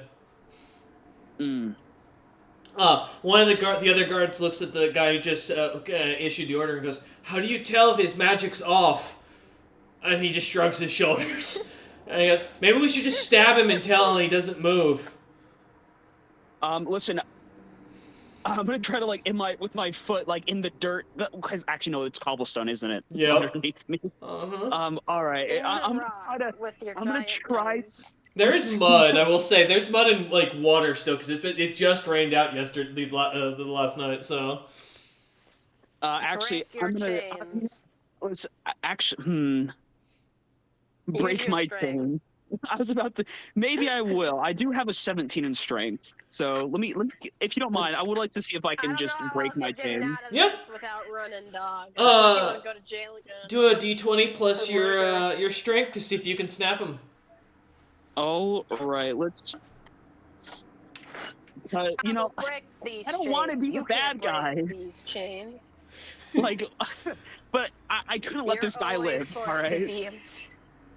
All right, let's see here. Changing that. That is a base of 17 with, I believe, it's 3? As you go to pull your arms from behind your back, kind of straightening them out, you kind of at first start to kind of pull them against your back and feel a slight bend, but as you then do a slight jerk slamming them forward, the chain seems to crack, the pulling it apart, allowing your arms to be free. Still shackled, but the chain's kind of dangling on them instead of being attached. I'll take my gag off and be like, "Listen, guys." The guard goes, "Oh, no, don't you cast!" As he aims his spear at you. I will not hurt either of you guys. This man whispered to me, telling me that he was part of the necromancers. Yes. Now I understand that you saw me cast necromancy magic, and you would be correct, but I am a servant of Ella Ugbo, the god of death and life, the mother. One of the guards looks over at the other two and goes, "Well, if it's true, he's got and the guard will have the mark. If it's not, we stab him to death." Well, the guard, standing by the door, goes, "I'm not stabbing him. He just broke his chains." "Hey, do you see the tinfoil on our... Do you see how thin the metal is on our spears?" As he looks at it, "Mine's dipped in metal on a stick." The femboy flexes. The other guard behind kind of kneels down slowly, still spear aimed at up at you. With one hand, kind of leans down, grabs and flips over the corpse as he kind of opens the vest and the armor. You see as he kind of loosens the vest a bit, and you see a similar mark that you immediately recognize as the same mark that Bolov had, a large gravestone on the guy's pec. And the guard kind of looks down as he kind of side glances you and then looks back up, kind of stands back up and looks over at the other guards as they kind of stand waiting and goes, "Yeah, he was a necromancer." And he kind of puts his spear away, kind of to the side, and as he kind of leans down to start unshackling Kaznok's chains, the guard kind of looks up at you and goes, "You got lucky. He probably killed 7 guys this morning." Yeah, honestly, I was quite worried about this whole situation, and that's why I kind of decided to, take action right then and there instead of getting walked away. Yeah. I do apologize for any fear and I might have caused you in that endeavor. It's not like you owe me a new pair of trousers after that. Don't mind a slight scent in the room now. It's the corpses, I swear. Listen, I understand the stench of corpse. I I completely understand. Yeah, here's a gold piece for your troubles. What was there, like 3 other guards There's that two were others, for? yeah. 2 others standing at the doorway, yeah, or the flaps. Yeah. I'll give them each a gold piece. It's like, hey, get you guys some good trousers. I really do apologize for giving you a scare there.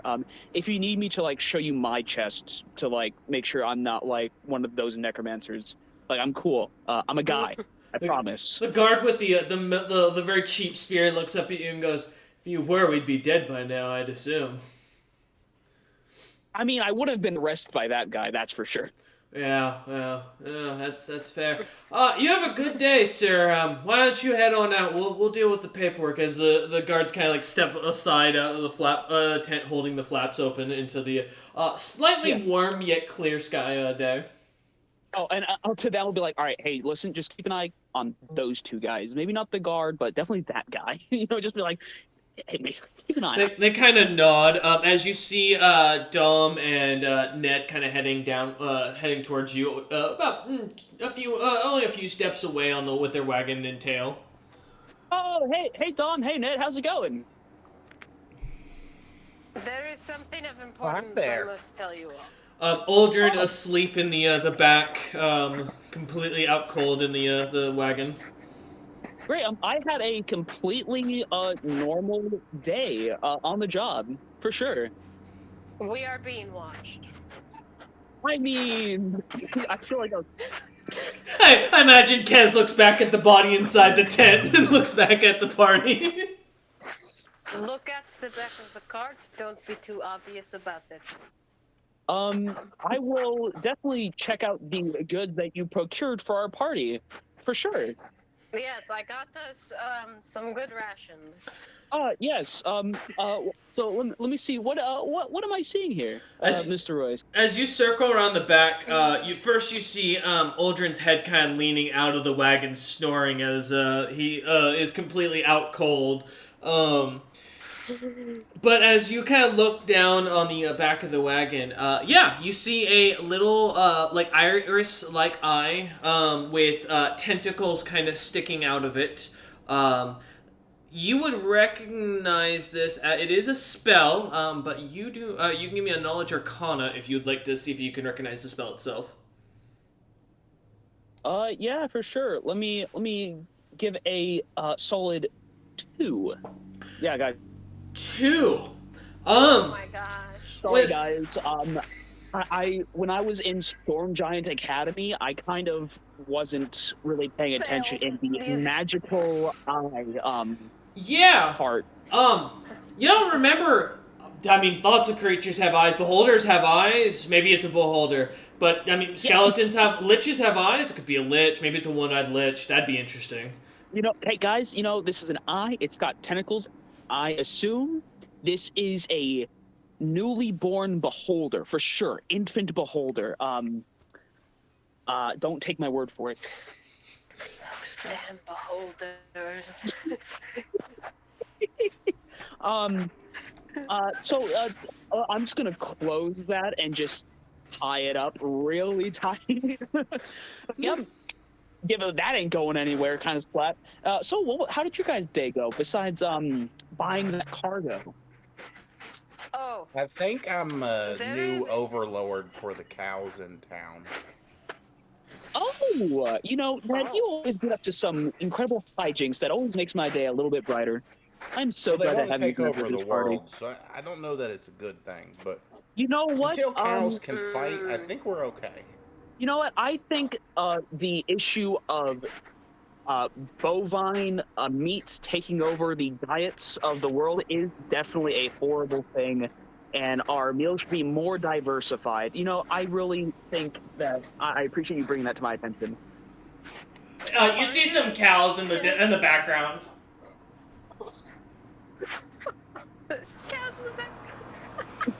Just kind of watching this conversation, eyeing it up. Go ahead. Are we done pandering to cows so I can impart important information? Or should Dom, yes. regale me with your endeavors today. So, in this stupid city, unless I have just not found it, information is not free to the public, which seems like a crime. And if Utham was here, I think he would be very mad. He has tried to educate the people, and actually, many of the people in the town just refused to read books, but they had access to it. Anyway, they tried to make me a student, which is ridiculous because I'm already a student of Reganutham. And he likes cough, and of Zilpip, so I don't need another mentor. I have two too many. A third is just too much. Have you thought There about is, just enrolling them however- and dropping out? What is dropping out and enrolling? Like, I could do roles. Well, so That's not a problem. when you I went through the whole education system in the Storm Giant Kingdom. And, so when you enroll, that means to, join the school, like probably what they were offering you to, become a student. To drop out is to formally leave the place of education. I don't need to, and I am already enrolled as a student to Utham and to Zilpip. I don't need another. You're not exactly enrolled with them because they are not a formal education. You're more of an I have pledged my apprentice. loyalty to them. Yes, Is that yes, not? John. That's not the same. No, it's not the same. You're essentially like their apprentice. Versus, I don't need. If you went there, you'd understand. The bards were marching like soldiers. They had no calluses, but they had weapons. Anyway, there was a storm giant woman who said she'd take me to the library if we, specifically you, showed up. Close to sundown, but not at sundown. so like, She is might that have a offer crush for on you. strange? But I mean, do you have enough time left in the day to go I'm there? wondering if she's aware you're a guy or not. Is there enough time left in the day to go there? At this point, it's roughly around 4-ish in the day. It's starting to get, later, but the sun is still up. I mean, okay, we can get there in does it time get dark? before. I assume like what, 8 o'clock?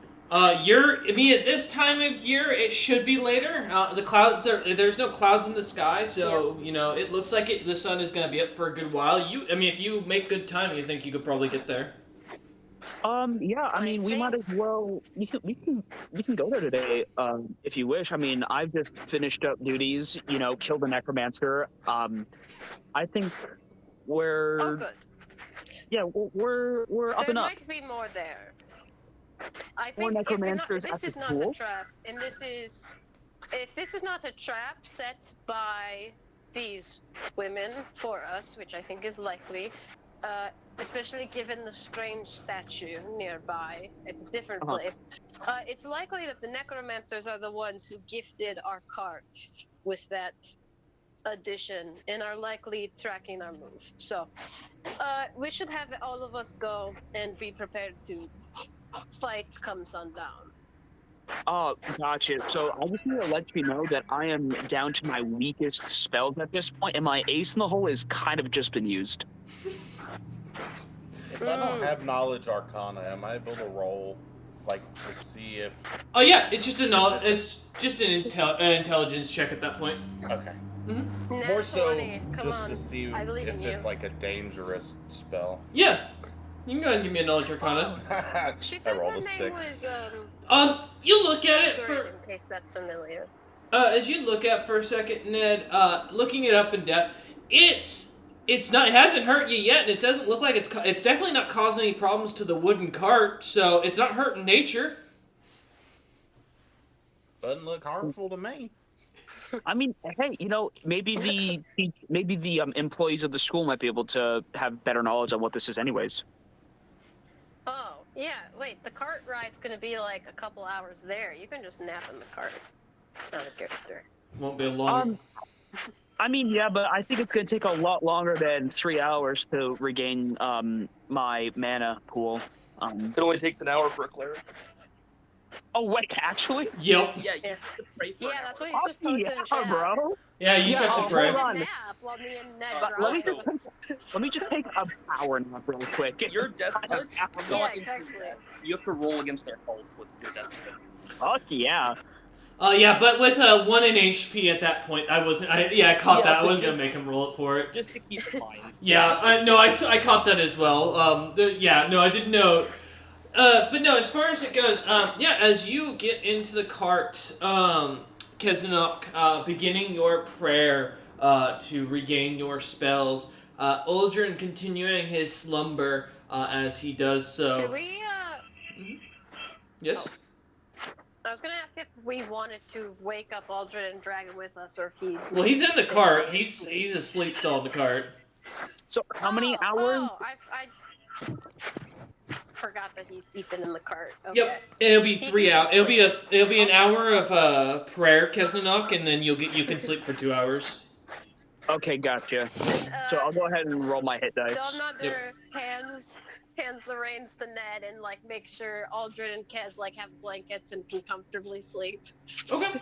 Yeah, as you kind of keep a comfortable pace, heading at high speeds, kind of watching as the sun gets lower in the sky and people start to clear off the streets. Now noticing the mercenaries and a few others, mercenary groups starting to kind of prowl the streets a bit more. Armed and many of them armored, knights kind of coming out of the palace as you kind of pass by the fountain, heading towards the schools. You see as the sun is just starting to set. The young storm giantess in her uniform, kind of opening up the gates, looking out and goes, "Is Keznanok with you?" Hey. She as Keznanok kind of like sticks his head out. She goes bright red with blushing and kind of like smiles and goes, "All right, hurry in, bring in the cart. I don't want your cart being attacked." All right, so right before I leave, I'm gonna stick my head back in, do a silent scream. Just like my face making a screaming like emotion, but not actually making any sound. Like, fuck. God damn it! And then composes myself and walks out. I imagine that awaken Uldren. As the party kind of pulls in, Uldren waking to the screaming of Keznanok as he just looks into the tent, shouting, almost remember, whisper shouting. It's finally awake. I wasn't screaming. I wasn't actually screaming. It was like silent. Mm-hmm. Like just my face was making that. Oh, There's no sound. Oh, got you. Uldren, as you look up, kind of seeing this like face of Keznanok screaming in his head as he just looks wild at you for a moment. This is the first thing you see as you open your eyes, and then Ned off to the side, just kind of sitting there. I'll offer my hand to Aldrin to get him up. I'll take your hand and sit up. Excellent. Let's get moving. What are we doing? As you come into the Can I- campus, yes, Dom. I would say Donander, just with his paranoia and anxiety, he's gonna like walk casual, but I'm gonna be by Kez and have like an action prepared that like if someone attempts to like cast magic or make actions to like restrain, kidnap, otherwise do odd and dangerous things to Keznanok, I'm going to fucking clock them in the face and break their nose. So Dom's like, okay, Keznanok was just attacked. They're obsessed with him. If these guys try to do anything hostile to our party healer, I'm going to punch them to death. Dom, so as you kind of pull in the cart, setting it to the side, untethering the wolf to let them kind of wander about the cart and kind of curl up into the cart itself, you look kind of disembark. Uldren looking confused, expecting an explanation as he goes to speak, but as he does, as you kind of step out, gathering around, Ingrid kind of cuts him off and looks up and goes up to Keznanok and grabs his arm, pulling it right to her chest, as she smiles up at him heavily and goes, "All right, you all follow me and keep quiet so that way we don't get caught. And Kez, you gotta be very close to me." Yes, ma'am. She smiles at you as she looks and starts walking you. As you lot come towards a large brick building with a massive couple windows, seeming almost to span 4 stories. Clear sight of bookshelves stacked to the all the way to the ceiling. The lights all turned off within. You lot watch as she pulls a key out of her school uniform and opens the doors, quietly letting you all in. And that is where we're going to end session today. We thank you all for watching, and we hope you enjoyed. What last note before we leave? We had mentioned today's session was going to be 2 hours, and it almost ended up 4. I blame Hunter. Yep. Thank you all for watching. We'll see you next time.